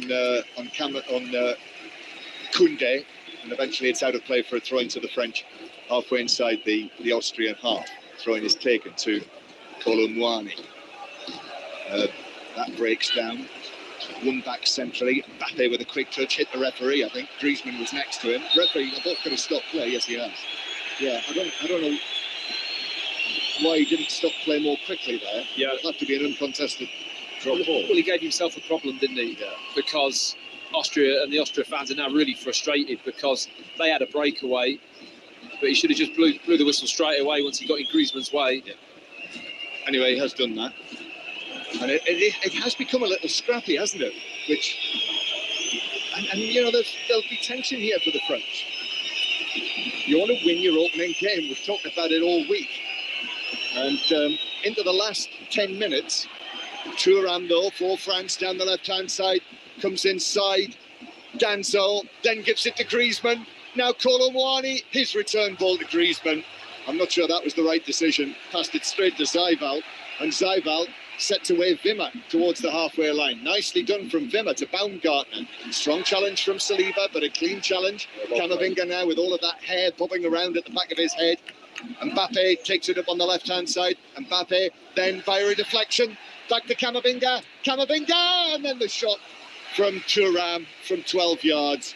Weak on his left foot, straight at the goalkeeper. Well, one of the most impressive things I've seen about Mbappe this evening, there's been a lot, is his passing angle and the curve and the spin, how he feeds it into the line of the player running beyond him has been totally superb. It's been faultless this evening. He's probably hit 3 or 4 passes like that. He's not had one wrong. His awareness of that space has been absolutely brilliant. However, he had the big chance to make it 2-0 and wasn't able to take it. Kylian Mbappe, who's already got 12 goals at the World Cup finals, but has yet to get off the mark at the Euros. Very strange. And that miss, when you see it, if you watch the highlights on BBC One tonight, you will be staggered. Did everything right. until the ball whizzed past the post. Free kick to Austria, middle of the French half. In from Sabitzer, headed away by Camavinga for France on the edge of the penalty area. Kolo Muani gets there, does well. Kolo Muani ahead of Mvena, and now Kolo Muani with a high pass that Mbappe has reached just at the perfect point. The new Real Madrid man, Mbappe, is blocked by Lima, and that's given us a free kick, and Lima's furious about that. He's absolutely furious, and he's going to be yellow carded as well for that. Free kick to the French in the Austrian right back area. Yeah, I share his frustration. I don't think he does too much wrong. His arm is high, and he just kind of catches the side of Mbappe's face as Mbappe's facing up, doing the step overs, wanting to go past him, but he wants to go through him, Mbappe, and Lima just stands his ground. I see it both ways, but it's certainly not a yellow card. I don't know, is that for the reaction or is it for the actual foul? Because for the foul. It's not a yellow card offence. I think he thinks he scratched his face. Yeah, it's not intentional. He's just natural movement of the body. When someone like Mbappe's running at you, your arms are going to be really active, trying to kind of protect yourself and stop him going past you. So, free kick, the end where all of those French supporters are. Griezmann to take base. Griezmann, left-footed, plays it in. It's headed down by Mbappe, who I think was caught in the face as well by the defender who was with him. Mbappe stays down. Ball breaks forward. Fima beats Saliba on the halfway line. Fima against Kante, who does ever so well. Kante arriving as he has done since almost time began, it feels, in that fashion, to get to the ball just at the crucial moment with a touch, and Mbappe's down, so the referee stopped play so that he can see how he is. I mean, it was never in doubt, to be honest. Kante, the moment he comes across, and I'm just looking at the replay here, John, that is a nasty bang to the head for Mbappe. Oh yeah, it's actually the shoulder, thankfully. Had it been it been the head of Danso, I think he would have really cut him wide open. It's the shoulder that he has the connection with. Sort of back of his shoulder, probably the bony bit of the back of your shoulder. That's where he's headed it after heading the ball. But how many times has Kante made that recovering defensive run?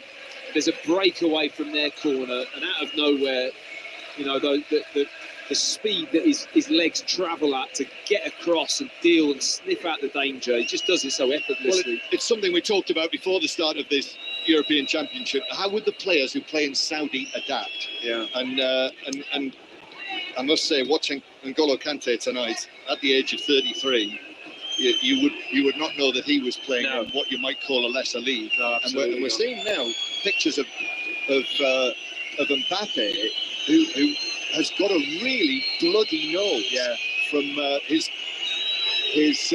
collision with the back of Danzo's shoulder. That's a real. This is going to take a little while. It's a right bang on the nose for Mbappe, isn't it? Just catches him in the face as he goes to head the ball. He's heading towards the goal, and Danso's coming out the other way. It's a real collision. And they've got to find a new shirt for him as well. I think they've indicated that there is blood on his shirt. I think Deschamps wants to change him, to be honest. I think he's maybe looking and take him off. Possibly. Okay. Possibly. Have to wait and see. I mean, there is the possibility that he might have broken his nose here. Yeah. Because the collision with his face goes right into the back of Danso's shoulder. And it's across the nose as well. So, have you done that, Matt? You probably have. Yeah. Once or more. More. Yeah. Thought so. Yeah. Why? Thought so because looking at my nose. Because it goes with the territory of being a top-class central defender, man. Straight away, I got a nudge from Gary Flintoff, as if to say, "Oh, it's a bit harsh." A nudge or a nudge? Going back to our days watching Hungary together. Right, well, Mbappe, that's the end of his evening. He did set up the goal. He got an assist. It was his cross that was deflected in by Verba for an own goal. The only goal that we've seen here tonight. But his first match at a big tournament as the captain of France rather disappointingly ends with a big miss for him that could have made it 2-0. And now what looks like, well, it's certainly a bloody nose. As Austria making a change as well, and Vena, the left back, is coming off. And sprinting onto the field is Alexander Prass of Sturm Graz to play in that position. The Austrian champions. So we'll see them in the in the Champions League, the new look Champions League next season as well. So Alexander Pras is on from Vena. The French changes haven't happened yet, and Mbappe is still being led around the field with his hand over his face, over his nose. And Austria attacking down the left-hand side. They're playing with 10 men at the moment, France. Griezmann challenged on the edge of the area, but Kante is there just to lift it away towards the halfway line. We're actually in the 89th minute now. And Austria have got to go for it here. And I see Ralf Rangnick is going to bring on another attacker, Romano Schmid of Werder Bremen. But and what's happened there? He's gone. Mbappe just gone back on the pitch without permission, and now sat down. And the referee's going to book him. He is, because and rightly so. Yeah, he walked onto the pitch, and he's going to be yellow carded. You can't do that. No. You can't do that. You're off. And Didier Deschamps is apologising. He's saying that was all a misunderstanding, I think. Wow. And Didier Deschamps is now in quite animated discussions with referee Manzano, and there's a fair bit of hand waving there, and Didier Deschamps has just put his hand on the referee's shoulder, and now the referee is just saying to Didier Deschamps, and now Didier Deschamps has sort of given him a gentle touch on the shoulder, as if to say, yes, we're all in agreement, but the referee's saying there's nothing else I can do. It's a yellow card for Kylian Mbappe. Yeah. And that rather rounds off his evening. I don't know what he was thinking of. I have no... Was he advised to go back on? He just walked back on. I don't know why. Holding his nose and sat down. Once you've come off, you can't then go down to break up the play. You're off the field, and he's clearly not capable of going on. It looks like he quite badly damaged his nose, actually. John. Yeah, just as he walked away, he's disappeared now under the roof of the dugout. When we could see him, that white shirt. Yeah, there's a lot of blood on that shirt. Yeah. And changes are made now, so Mbappe is substituted, but yellow carded.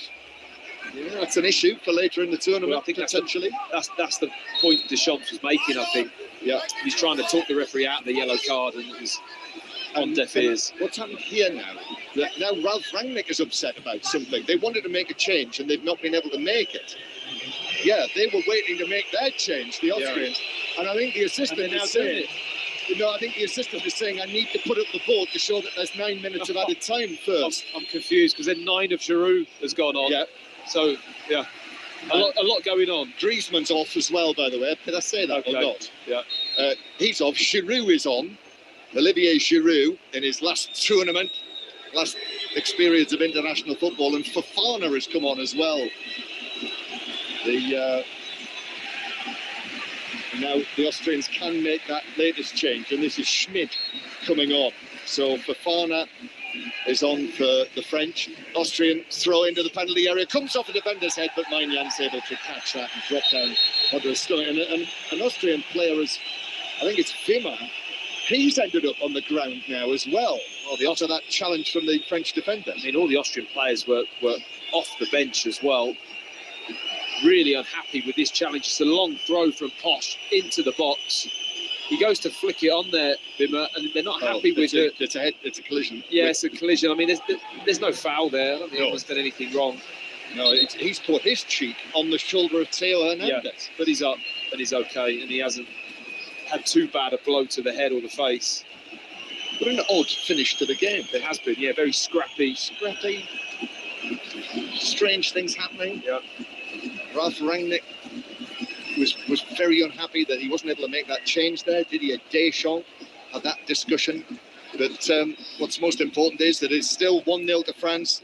And with 9 minutes of added time, we've still got almost 7 minutes to play. So that's plenty of time for another goal in this match. France attempting here to win the European Championship for a third time, which would equal the record held by Germany and Spain. Just like England last night, looking to get off to a winning start, but it's not absolutely straightforward, certainly not guaranteed at this stage. Here's one for Giroud to chase against Danso, shoulder to shoulder, and down goes Giroud, and that's a yellow card for Danso. I'm not sure how much there was in that. Yeah, I mean, it was a clip of the heels from behind. Giroud gets the wrong side of him. It's kind of accidental, to be honest. Yeah, it's kind of accidental, but it does really stop the progress of Giroud, who got the wrong side of him into the space. And I think that's what the referee looked at and thought it was cynical enough to warrant the yellow card. Yeah, Olivier Giroud, this, believe it or not, is his 7th tournament as a player, European Championship or World Cup. That's some concern. What a career that is. Yeah. 134th cap tonight. France's record scorer, 57 goals. As Giroud, with the beard on the edge of the penalty area, gets his head to it, but it bounces down, and Austria are able to get it away. We're in the 4th minute of added time now. Interesting to see what the French media say about this performance. Theo Hernandez, forward through the middle to Giroud. Theo Hernandez, now it's taken forward by Fofana. I think that's his first involvement in the game. Kolumwani on the right-hand side, that's blocked. And the Austrians will bring this away through Pras, and then Pras is picked up for a foul on Kolumwani, who did well, actually. Got himself back in front of Pras and won the free kick. He recovered well there, Kolumwani. Physically, really used his strength. He had to hold off the challenge and then get his body across, draw the foul. Crowd inside the stadium here tonight. 425, the official attendance. Koundé on the right-hand side. High cross towards the back post. Headed across the box by Posh. Bounces down to Giroud. That was a clever touch. Thuram now trying to find a position to shoot. He does shoot in the end, but that's blocked away by Posh. And then Wimmer is able to take it on for Austria.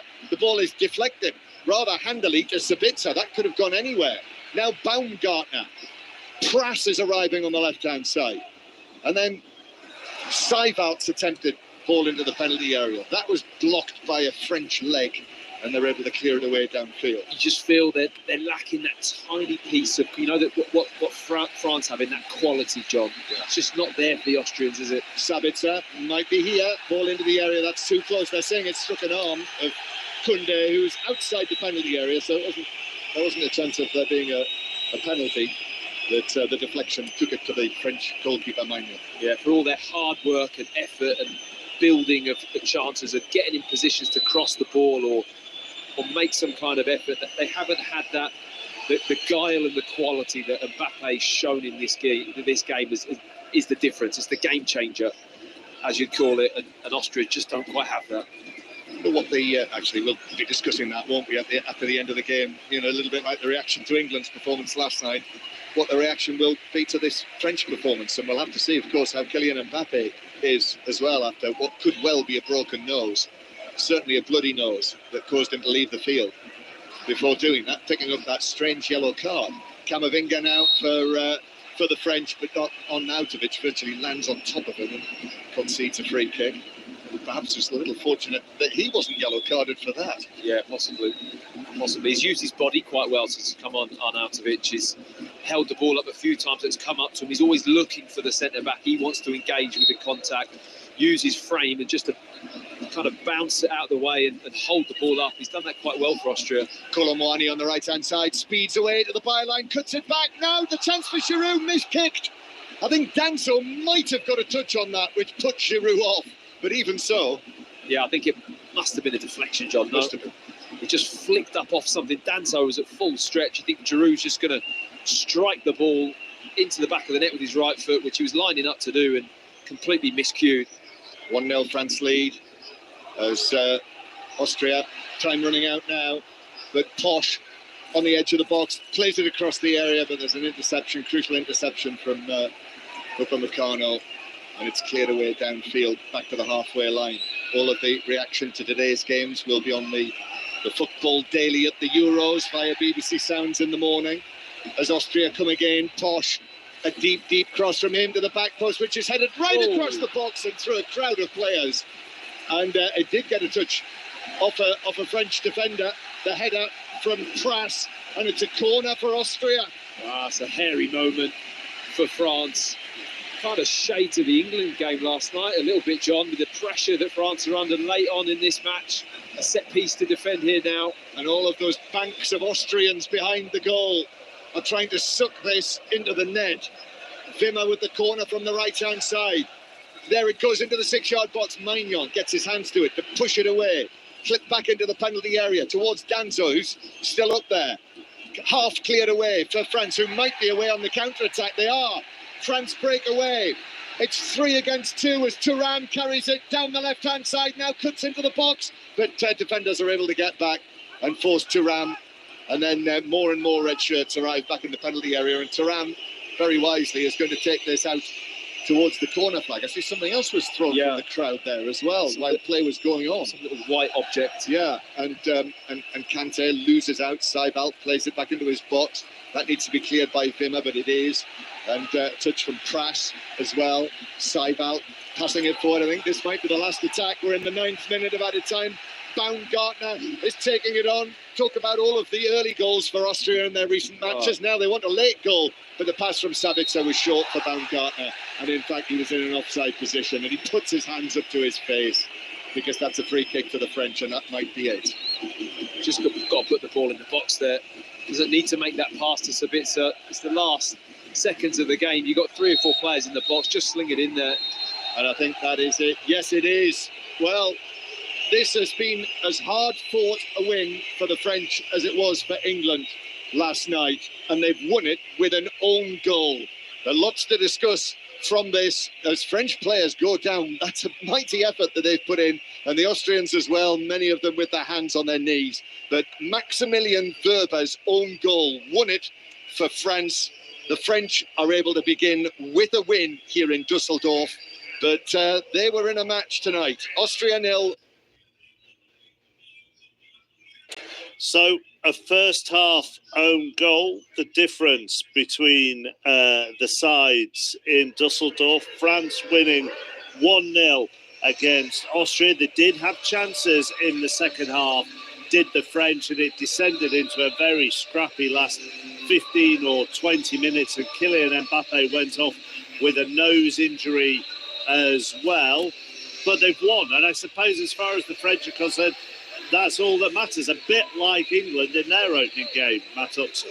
Yeah, there was certain similarities for sure. I mean, I really felt that there were elements of the game, certainly in the second half, that reminded me of England's game against Serbia in terms of the pressure that France were under. The back four defended the box really well. Austria never had that bit of quality to really unlock France, and they defended well together as a unit. The goalkeeper, I thought, had a pretty steady game and commanded the box, and that was enough to see France through with moments of real top quality going forwards. And Mbappe, 2 or 3 passes he put in, and certain elements of pace and link up with Hernandez were just exquisite in the game. But Austria, tricky opponent, and they really showed that tonight. Julien Laurent alongside Matt Upson and John Murray. Will it be covered, and will French football fans feel simply job done, or will there be questions?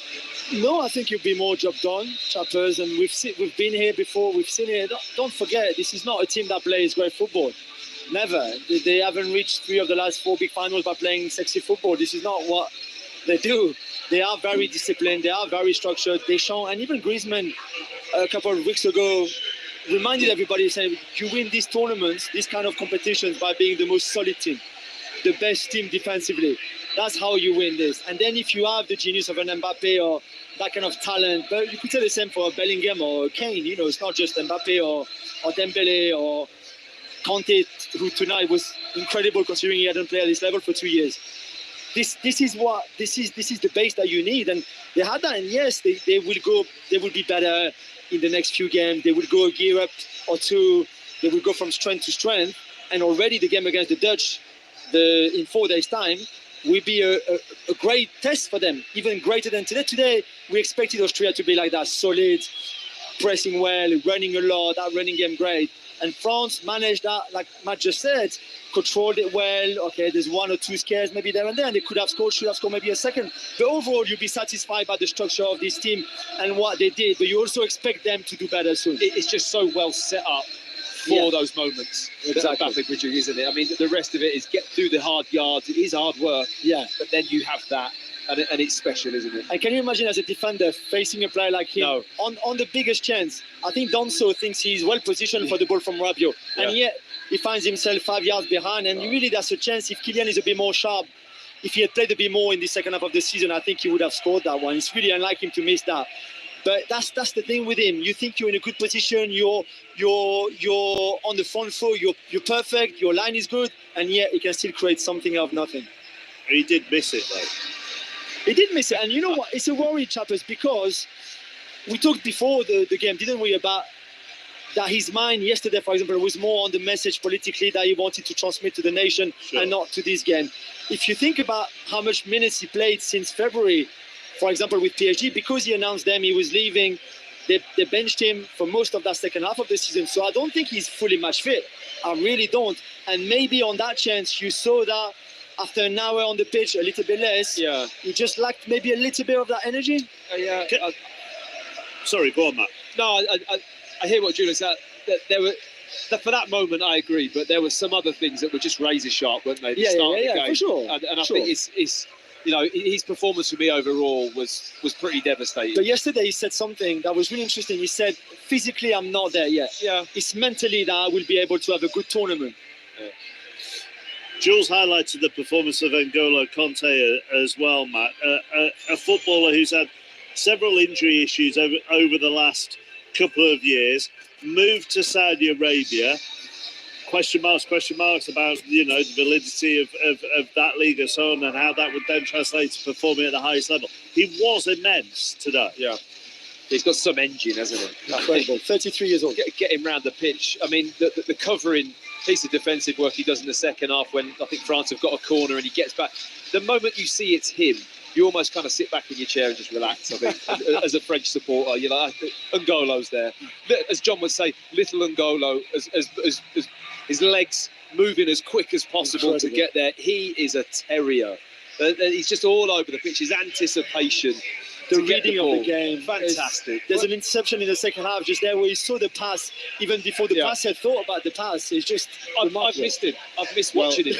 I have, honestly. Yeah. I know, I see what you mean. And I've missed also, watching him. It'll be a big buzz for him tonight, won't it? Despite everything that he has achieved, to be back here in this kind of stage will be a massive buzz. Is he going to be able to be capable of that, to repeat that again? Exactly. And again. And again. And again. Yeah, I don't know. I mean, to be fair, I think he would have surprised a lot of people tonight. Yeah. The boys were telling me yesterday that at training he's never lost a single, like, the little games that you do at the end of training. Yeah. N'Golo, his team always win because they feel like they're playing with one extra man. Did it surprise you that he started? So at the start we thought, okay, he's coming to be a leader, the experience, but probably on the bench because Tchouaméni and Rabiot have played well together with Griezmann. But he really won his place in the starting lineup at training, and I think Deschamps was blown away by his fitness, by still what he was capable of bringing. And we asked him when we saw him 2 or 3 weeks ago, I said, are you the same than 2 years ago when you last played for France? Do you still cheat as much at cards, for example? And he went, yeah, I'm the same, but I don't cheat anymore at cards. I promise you I don't cheat anymore. So I'm not sure if he still does or not, but on the pitch, certainly he's been at his best, really, tonight. Well, does the Mbappe injury concern you at all? I mean, even if it is broken, you just come back and play, do you? No, I don't think so. The only thing really I would say is you just don't know how we'll cope with a game every 4 days. Because again, and we go back to, and Matt knows it so well, they're a machine physically. All those players are incredible physically. I don't think people really realize, listening to us on the radio or watching on television or even in the stadium, how physically monstrous they all are. But if you don't play as much as your body is used to at this level, like Kylian didn't in the last 4 months, then I think to get back into it, not so much like Matt said at the start of the game, but after an hour, maybe 70 minutes, and every 4 days, I think he will need a bit of time maybe to just get back to that full 100% fitness match. Bit disrespectful to John there, Jules, to say only Matt would know the elite athlete. Just because he spent the majority of the second half talking about eating a blancmange off a sweet trolley doesn't mean that he doesn't put in the fitness work. Sorry, does it, John? Sorry, John. Certainly does not. Yeah, I've been having my morning constitutional every day. Yeah. Is that for a jog? Is that for a jog every day? I know. I'm both being serious. He is an athlete. Look, and I'll come to you on this, John. A bit like the Belgium group that we were talking about earlier. This group is fascinatingly set up. I know the French and the Dutch have won their opening games. Those two play each other next.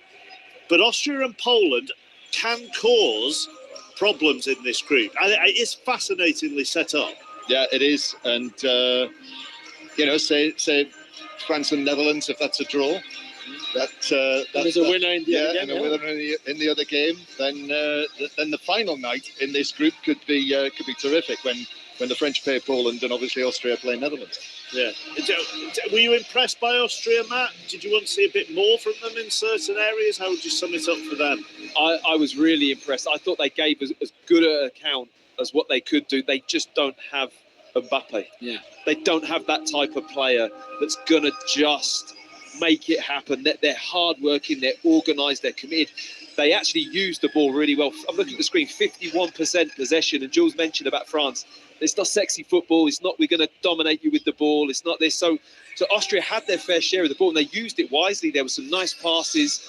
They just didn't have the centre forward or the wide player that was going to do what Mbappe can do or a Bellingham can do. And France defended it well. And that, for me, is all they're lacking, chappers. They're a really good outfit. I see that Kante's got the golden star on the little screen here, so he's the man of the match. Rightly so. John and Jules and Matt, thank you very much. That's the 100th win for France under Didier Deschamps as well. And highlights of all three games are on BBC One tonight at 10:40. For the next 20 minutes there, you can listen to Thomas Frank, the Brentford head coach, is out here in Germany as part of the BBC team. Earlier on, we talked about Brentford's summer plans, striker Ivan Toney, and how Denmark started the Euros. Thomas, here we are sitting in the Berlin sunshine. It's very pleasant at the moment. It's very, very nice, actually. We should do this a little bit more, I think. Just maybe a cold beer. What are you? Yeah. Well, yes. Yeah. I mean, we're on still water at the moment. Exactly. But yes, with a cold beer, it would be very nice. Did you have a few cold beers watching Denmark yesterday? Yes, is the short answer. I was privileged to be there with some very good friends I've been together with for 30 years. So we were 12 of us down there to watch the game. And it was nice just to be a fan and enjoy the game and the day with good friends. Are you able to just be a fan, both in terms of the people around you and how much you would get recognised and spotted, but also with what's going through your head professionally? I would say during the day, of course, because I know probably the... how can you say, I do get recognized, and especially when you're among football fans, and especially Danish football fans. So, a cap and some sunglasses helped a little bit, but not everything. But I knew what I was going into, and everyone was happy. And I'm also thinking, okay, just because I'm a Premier League manager, I still want to be just a normal guy, which I'm basically am. But during the game, two things. A fan, yes, actually more emotional attached, I think, because I know the head coach very well, I know the backroom staff, I know a lot of the players, so I actually want to win maybe even more than before was into football. But in general, watching the game, I'm damaged, I'm looking for all tactical things.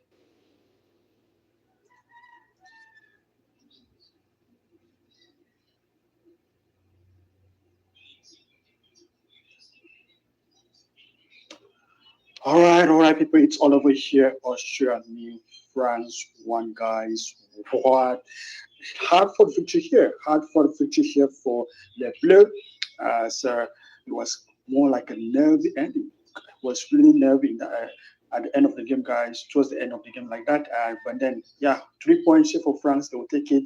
But guys, we have to give it up to Ralf Rangnick, the manager for this Austrian side. They're actually a decent side. Austria, they are a decent team. Like I said in my match preview, they have been on this winning streak, like that before this game. So I knew they're going to pose a threat to France and they're going to cause them problems. But then, guys, the way they did it was really a good game from Austria as well. They actually kept France, the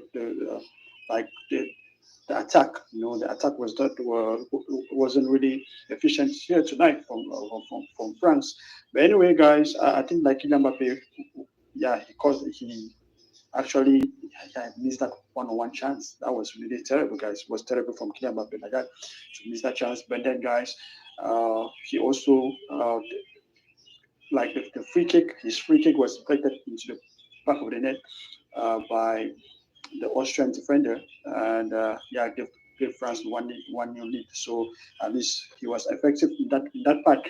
But guys, Kylian Mbappe went off with an injury, so it's gonna be a worry for France because, like, come on, if your star player goes out in the first game of a competition like this, with blood in his nose and everywhere like that, it's not good. It's not looking good, guys. So we're hoping that Kylian Mbappe will be back in form for the next game, like that, guys. So we are wishing him well. But then people, France, they forfeit their lives here. Austria, they actually gave them the game of their lives, guys. And but anyway, full time is just coming in here. It is Austria 0, France 1, guys. That's the tuning in. I'm Escape Report here. I'm out. I'm gonna see you on the next one. Bye for now.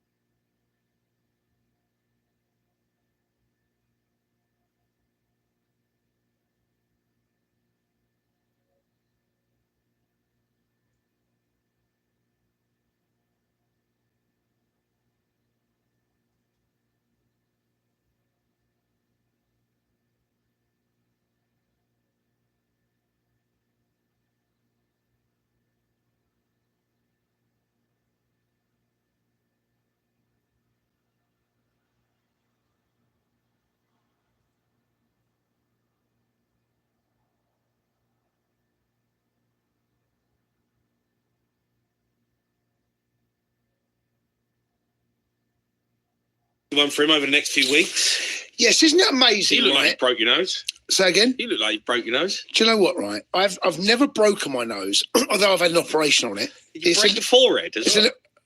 If only I could break it. Snap it in half. Be happy with that. Cyril Regis, remember? R.I.P. I mean, of course I do. So one of my first games to Spurs, big Cyril, gone up for a header. Come down, mate. As he comes down, I'm going up, bang, I have someone out, mate, all over the place. So he splattered. Well, he didn't break my nose, but there's a bit of cartilage had to be dug out. It's split inside. Dug out? It looks like you've put an arm in there. I only pop my snoz. I ain't got a bad snoz considering. It's all right. Mate, honestly, have a look at your. At least what you should do is look at your photograph. Mate, my side profile is not great. I'm not going to lie. It's not great. Mate, but I have broke my nose. Well, they having a pop at me. I'm not having a pop. I'm just saying, it's your nose. That's my nose in front of my face every day. You say you had cartilage taken out. It looks like you had cartilage put in. I had an operation on it. Big Cyril. He did a bit of damage. Big Cyril. Big Cyril. Yeah. It looked nasty on Mbappe's. Listen. In professional sport, these things can happen, right? But the bigger picture is, right? France tonight, they laboured. Austria, really, on another day, they might get something out of that game, you know. Yeah. They might have got something out of it. And it's all about finding a way. And Deschamps, you know, the rhetoric will be, we found a way to win. Or what. And here's the thing that really does bug me a little bit. Right? I watch Belgium. And the stat that's out there is that the defeat that they suffered today, it's the biggest FIFA ranking differential in UEFA history, right? Belgium ranked 3, and Slovakia. No, but what I'm saying is, no, but they're not though, are they? Well, Belgium they are not the number 3 team in the world. Well, they are. The rankings. The rankings, you know. No, but it's. That's for you and I to debate another time. Argue with FIFA. Argue with that. Slovakia. Yeah. They're ranked number 48. 48? Yeah. 48, 45 places. I would put Belgium outside the top 10. Well, that's you, right? But FIFA won't do that, right? Because of what they do, what they achieve. They've never won a major tournament. They've never won anything. No, but that doesn't mean they're not a good side, does it? They're an average side. I mean, Spurs get ranked. You've never won anything. We have won certain things. Why are you bringing Spurs into it? Why are we going at Spurs? Because I don't want to talk about Spurs until after the Euros. Because Spurs are the England of the European world football. You mean Belgium? No, Spurs are England. Spurs are England. Promise so much, deliver nothing. Spurs are England. If you think about what England are... It's a bit harsh. Oh no, England. Why are you starting on England and Spurs? I talk about Belgium. Well, I am, and you won't let me finish. Go on. Right, see? Spit it out. Have a puff on my nose, I'll pop the Spurs. But the truth is, Belgium are a damn good side, or they have been, and they've underachieved, right? I've got to say, that game today, right, they rode their luck a little bit. Lukaku had 2 goals disallowed. On another day, without VAR, the semi-automated offside system, Lukaku's unlucky not to get at least 1 goal, maybe 2, right? My God, I've got to tell you, you look at the way Slovakia played. Belgium, one of the sides to fancy go deep. France, the favourites. If that performance now, if you and I are sitting here now... If that was an England performance. If that was England... Yeah, I know. Right? The lines would be going crazy, saying overrated, garbage, Deschamps useless, Mbappe overrated. No, but I'm using that as an England analogy here now, right? I think England, and I've watched some of the performances, and Germany beat a terrible Scotland team. Terrible. Yeah. Everyone thinks Germany are going to win. Let me tell you now, mate. There's going to be so many bumps in the road, and because we had one 90-minute performance, and yes, the first 35, 40 minutes that we had yesterday, England was good, was really good. 30 minutes good. Then we tailed off the end of the first half. Second half, got to do better. I've just watched France labour against Austria. If England laboured against Austria, let me tell you now, the back pages will be full of it. Every single line will be taken up by an England fan, say Southgate's useless, and we use Deschamps useless, Mbappe terrible. One moment in the game. I think we're too hard in our nation. I do. It's one game last night.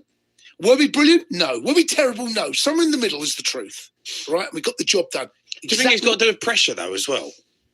You know, like England and France have gone into this tournament as the favourites. There's a lot of pressure on these players to perform. And actually what you've seen is the teams who have had a little bit less pressure, like Romania and, on Holland and, Germany. Germany are hosts. No, but no one's expecting anything from them, have they? Scotland. Yeah, Scotland are rubbish. They just feel like maybe there's a bit of pressure on them. Look, France got the win, same as England did. Right. So here's the point I'm trying to make. I think that we are, as a nation, because we promise so much and deliver so little, in fact, we deliver nothing, the pressure just mounts. You're absolutely right. But the truth is, one 90-minute performance, we had a caller phone up last night saying, we might not win it. And the chances are we probably won't, because but what I'm saying is, the first day's reaction is just typical England fan, spoiled England fan. He's one of those expects to win. We're England. Honestly, what an arrogant, terrible attitude to have. We've won nothing since 66. We've come close recently. You know what? We might go close again. We might. But I've got to say, after what I've seen, there's a couple of teams I've looked at. Germany, Scotland. I mean, well done. You beat Scotland. Scotland threw in a towel, got a man sent off. You absolutely destroyed a terrible tactically set up side. I just watched the favourites tonight. No, just saying, mate. All right, you can have your say on that. If you think that England are a little bit hard done by us, and what did you make of the situation with France tonight being the favourites? Wasn't a great performance, and Mbappe injured does give everyone else an opportunity. But talking about DIY, you come in today and you took your trainer off, and you've got a big plaster on your foot. I mean, if you want to get your big toe out, you're more than welcome. It's there. It's not. Look, what's the yellow bit at the bottom? It's my foot. No, like you've got all like. Is it? But that's a little bit of deposit. Oh, that's gross. I know, but I've had this ingrown toenail. Oh, it smells of that disinfectant. I've had an ingrown toenail since I was about 17.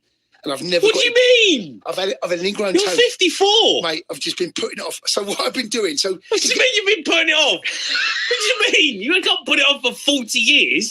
What are you talking about? Right. So what would happen? A chiropodist would come in and they'd tidy it up. Yes, I know what they and then they'd file down the side of the nail. Yeah, it's horrible. And then it'd be right for about 3 months, something like that. Yeah. And then I'd do a little bit of surgery, or the physio would, it would be fine. And then eventually it would bite again and the pain would be terrible. So then I have to go and see a chiropodist again. Then I'd do this. Finally, I thought, I can't keep doing this. So what have you done? They've killed the nerve down the side of the toe. They've taken the nail out on the side. Right. So I've got like a tram line down the side of my big toe. Right. So it don't bite it. It's over, mate. It's over. What do you mean it's over? Your toenail's still going to grow.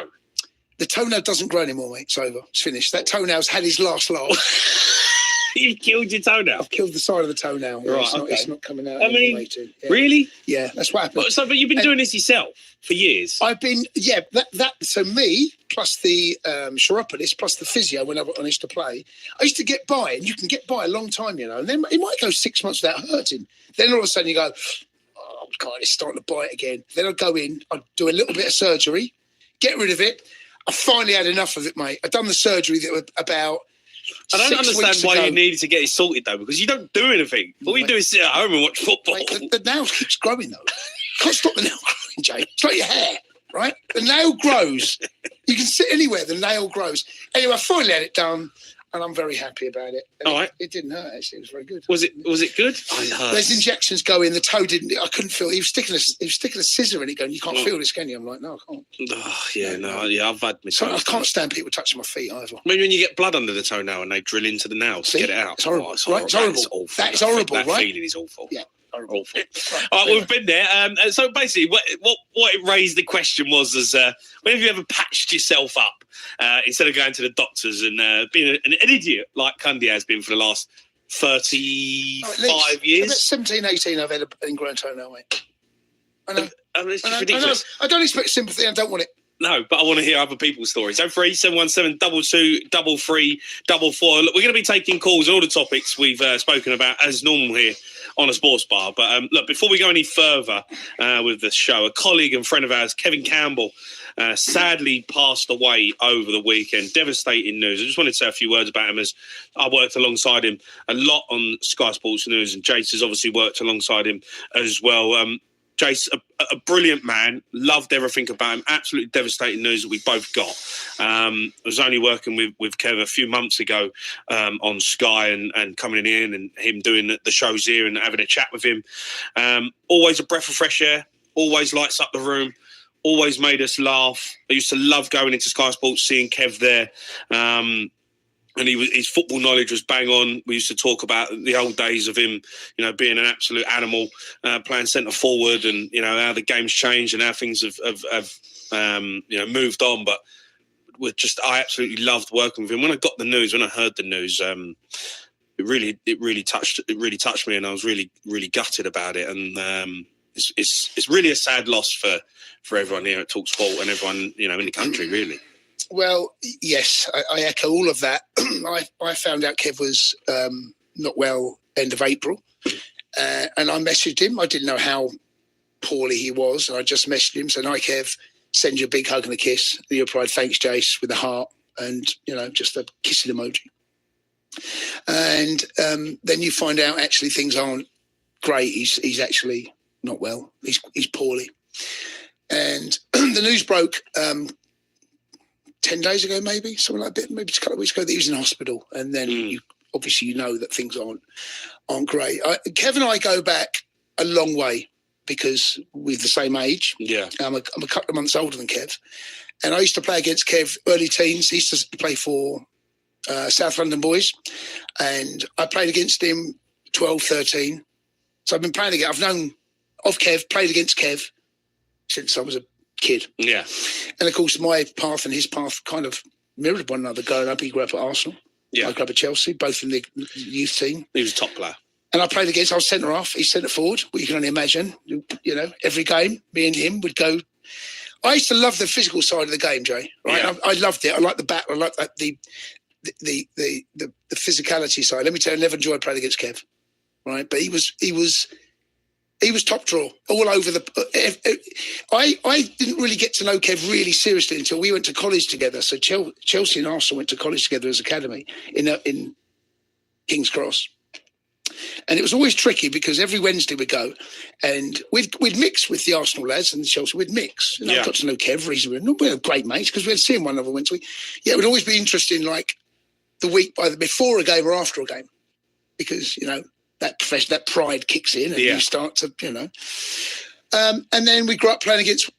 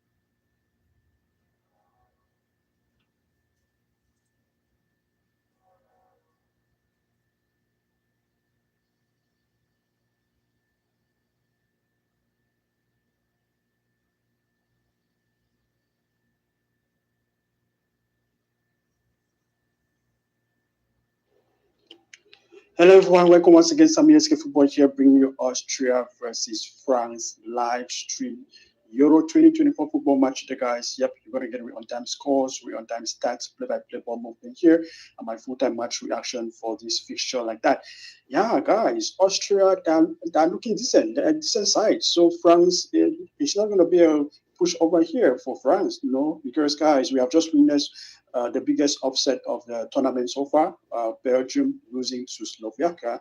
And so France, although on paper they have the squad, they have the quality that favors to win this one. But then, guys, Austria, they're on this winning streak. They're not losing games. They're winning games, and that defense is looking good as well. Meanwhile, France, they got a draw against Canada. It has been mixed results for France lately. But anyway, guys, France is France. When it comes to tournaments, they have the Mbappe, so that elite mentality, that will always turn up and win you games like that. So let's see how it's going to play out here. Some SK Football got you covered. Please make sure you hit the like button, subscribe to the channel, join the channel as members. It's going to help us a lot with our unique commentary streams here on the platform like that. Also follow some SK Football on all social media platform, guys.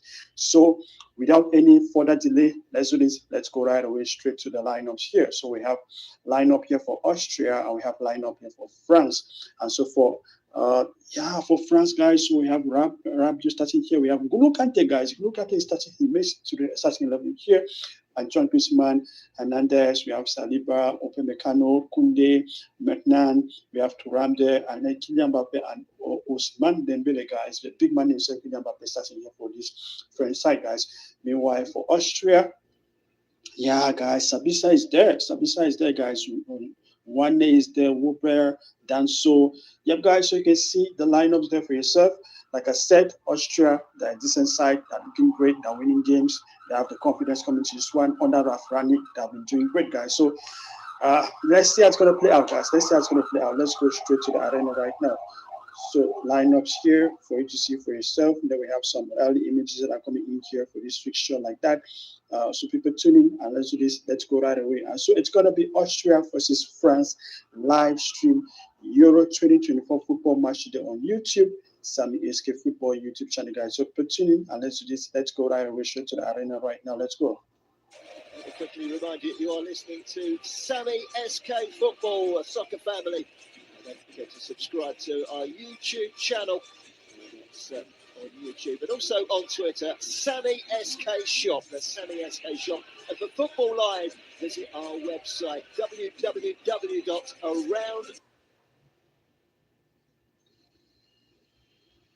Please, we need your support here on Sammy SK Football so that we can access more commentary here on Sammy SK Football, guys. All right, so people, Anthony was great.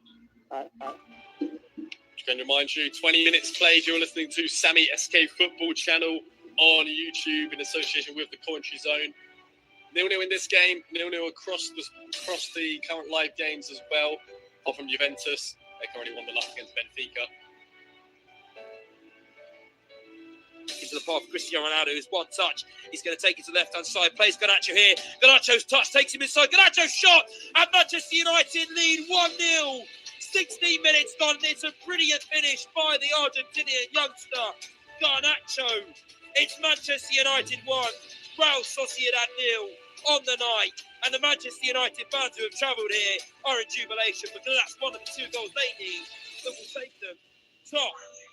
On the halfway line, trying to play it to Garnacho, does so well. Here is the Argentinian Garnacho, back to Eriksen. Eriksen tries to feed through. Garnacho is in behind. Garnacho, he's won it for United, has the youngster, the Argentinian, with just 1 minute to play on the clock, on off the bench, and sure enough, he's got the winner for Manchester United to the delight of Erik ten Hag. Great play on that left-hand side by Christian Eriksen. 17, etc., etc. He was always ahead of his kind of age group in terms of maturity, in terms of intelligence as well. Of course, he's a very, very smart guy. The family has always been very close to him around. They've been well brought up. School was always important. All of that. So I'm not surprised. I mean, yesterday he took it to another level. Him and Marcus Thuram the day before, I have to say, from 15 years or 20 years of covering the national team, I've never seen anyone, not a captain, not a Zidane, not a Thierry Henry, not Laurent Blanc. Nobody has ever talk like that on politics, for example, saying that tonight's game is actually not the most important things right now in France. What is most important is to stop the extreme, to get to power this weekend coming on the 3rd of June and then the 7th of July in the 2 rounds of those snap elections. And it was really incredible to see him express his views like that and also voicing the views of the team. It was interesting, wasn't it? We were saying, Mark, at half-time, for him to put his head above the parapet. He knows that by saying that, there will be a lot of people who are unhappy that he should have said that. But, you know, that's leadership. Let me, if you didn't hear half-time, let me read just a little bit of what he said. Everyone cares. Everyone understands the situation in France. There are some people who feel more comfortable saying something and speaking out. We want to protect all of our players and obviously protect the French team, but we have thought about this and I think we will be doing something. Keep your eyes peeled. People say, don't mix football and politics, but here we are talking about a situation that's really important. More important than the game, the situation in our country is dire and we need to act. And both John and Jules have said it, Matt, that there aren't many players in any country that I can think of that would speak like that. I mean, if you look at England, the majority of the speaking comes from Gareth Southgate on the really big political issues. Yeah, I mean, I think he's done an incredible job because not only it's just so simple and clear what he's saying, and it's so well measured. You know, it's not trying to force anything. It's just making a statement about how they feel and what's important. And I think that in itself is hugely important. And sport, let's face it, certainly at the moment in a major tournament, there's probably no bigger platform to actually send a political message. So really everything's political when you break it down at some stage. So to speak so well at that age and to articulate his view the way he has done is pretty amazing. I think if Marcus Rashford had been in the England squad, Mark, again, I was saying this earlier to Steve Crossman, that you know, without question, with it being general election time back in the UK, I would suspect that if Marcus Rashford was put forward to speak, that he would be asked about it. But did you not feel, though, that maybe in terms of the French attitude towards it is more open towards players making those statements? I know there's a lot of protection, certainly within the English players in those situations. They want to be practiced and not exposed to any criticism in that way. And Marcus Thuram is the one who started it 3 days ago. And considering who his dad is, who is an anti-racism activist, a human rights campaigner, who has a foundation, who's obviously brought up his children, Kefren and Marcus here, obviously, in that mentality.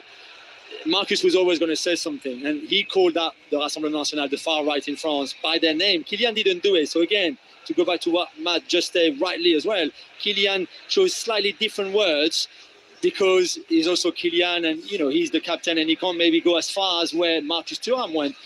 But he also said, I support Marcus with everything he said. I'm with him with everything he said. But for Thuram to go and call them out like that. And just to finish on that, Mbappe said also yesterday, we still want to be proud of wearing this shirt on July 7th. So on the night or on the day of the second round of those elections.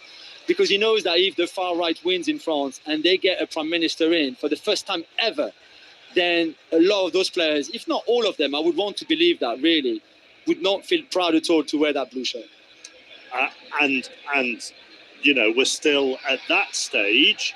We will be a week away from the final, won't we? And we will have semi-finals coming that week, which could well be England-France as well in Dortmund if everything went to plan. That would be a heck of a week for Mbappe if those elections were to go as even, you know, half the way to the way that you've suggested they could do. That week will be very emotionally charged and politically charged. Yeah, you're right. And really, Didier Deschamps is a great guy and he's a great coach. And does he encourage it? Is he encouraging that? And you saw yesterday, as confident that Kylian was and as relaxed as he was and focused on the message that he knew he was going to deliver to us, Deschamps waited in the little waiting room on the side of the press conference room, came in after Kylian, and the body language was different. He was not comfortable. He was not happy. He didn't want those questions. He didn't feel comfortable with it. He just wanted to get in and out, talk about the game, and that was it. And this is the difference here. Is he a distraction? I'm not sure. Probably, yeah.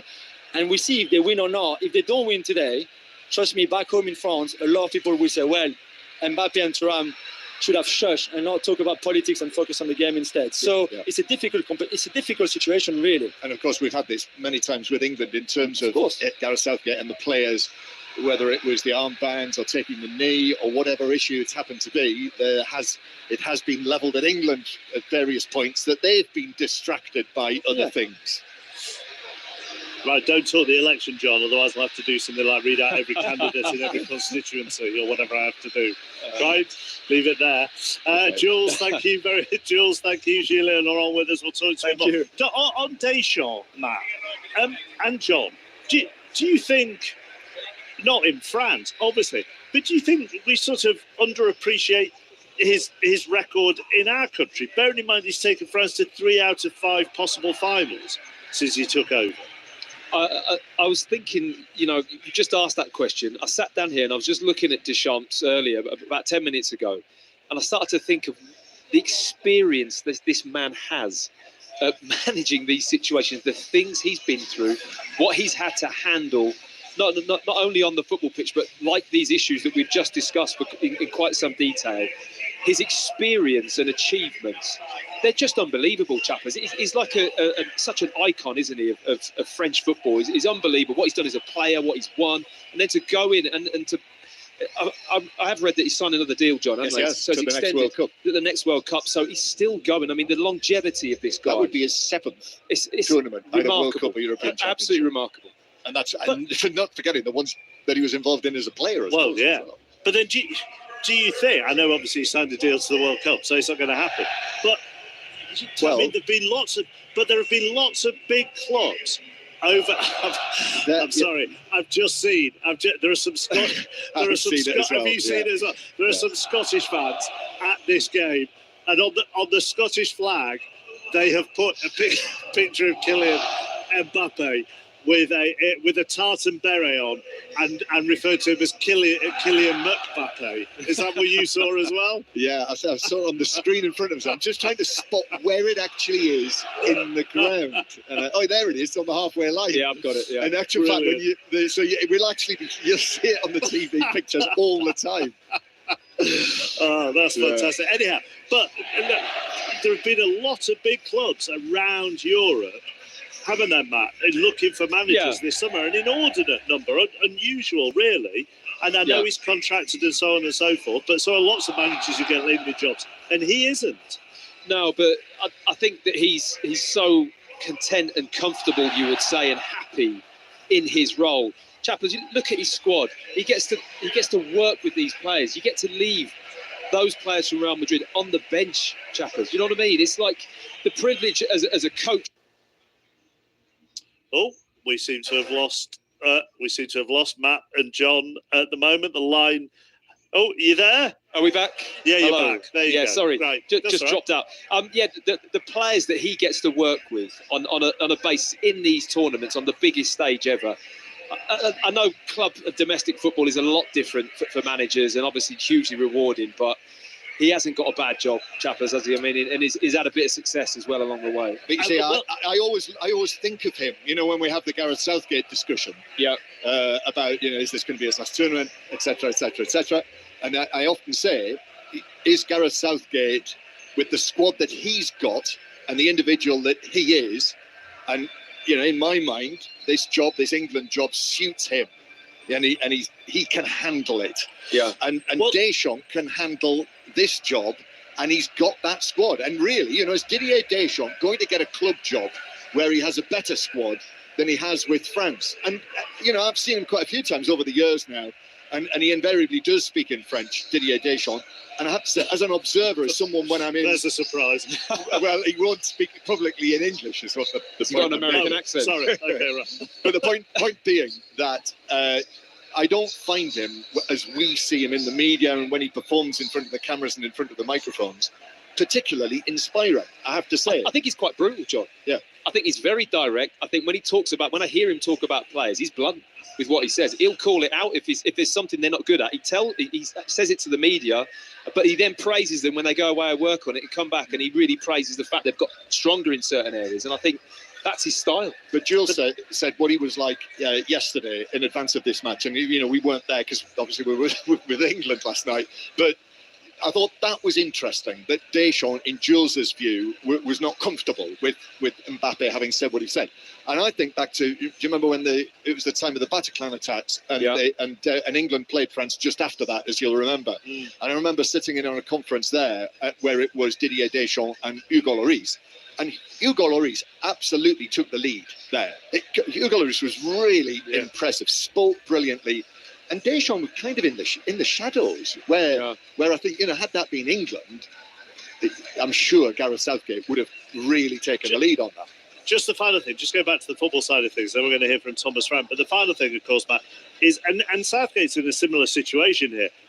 If the young players keep coming through, and therefore at each tournament you're sort of rejuvenated with 2 or 3 of the young players that are coming in, or you can see where the next 4, 5, 6 years might come from with certain players, then that's going to make you want to stay there, isn't it?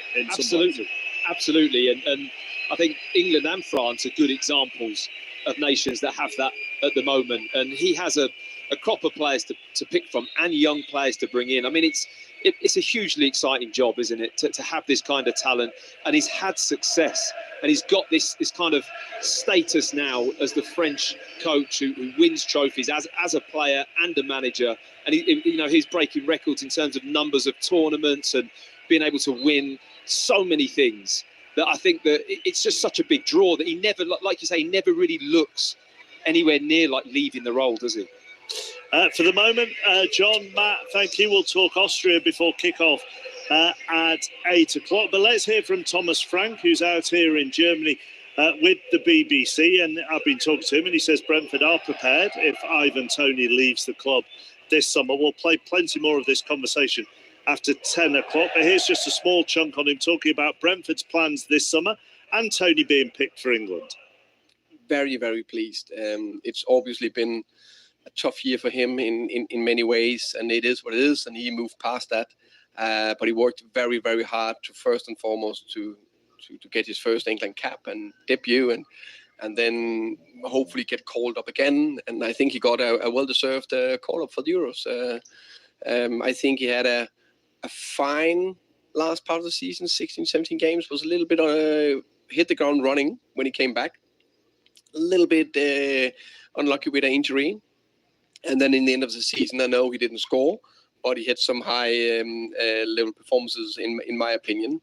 Plus, going into a tournament, it's also, you need to have different weapons. And I think Ivan is a different weapon than England is going to need if they want to go all the way. What for you marks him out as a different kind of forward player? I think he actually in the way he's playing, he's quite similar to Harry Kane. He likes to drop deep. He's very good in linking up. And he's a very good striker in the box. So that's one thing why you can say he's not different, but he's a little bit the same. What I would say is that he is a man for the big occasions. I can't remember, he played 2 or 3 games, something like for England, the caps. If he played the 4th game, and that is in a quarterfinal or whatever, he'll be ready for it, and he will just embrace it and love it. And then, as I said it many times before, I think he's the best penalty taker in the world. Has he always had that? Has he that confidence? I mean, or has he grown into that? Have you seen him change over your time of working with him? No, I would say it's something he always had. Of course, like with everything, even that is a top skill set, he's still adding layers to it. But no, he got a fantastic presence, and that. Just loving the big occasions. Brentford fans will want me to. How does this summer pan out for you as a club manager? Time frame? How does it work? We are on track with a lot of things. I would say in terms of the transfers, a lot of meetings, a lot of preparation, pre-season. Looking forward to it to start again. And it's soon. We're talking 10 days, something like that. We're back in the first time. You say transfer plans. I mean, do you have either ors for so many different things depending what happens? Yeah, of course we plan in it's depending, of course, from season to season. Sure. It could be 1, 2, 3 positions HD, we want to what are you strengthen. doing? And that's what we are going for HD, what are you first. doing in there? And then other things can happen. Maybe we are selling a player, but then we are prepared for that. Whoever that player is. Yeah, exactly. Of course, I think there's... Dudes, who's in there? I don't think it's no secret that Ivan, there's a lot of rumors about him. Dudes, so I if got he's something. leaving us, I still like to keep him as a top player. Then this time we're already prepared ahead and brought in Igor Thiago. You also, I have to say, having had previous discussions with Brentford, everything seems very laid back and also grown up on that. If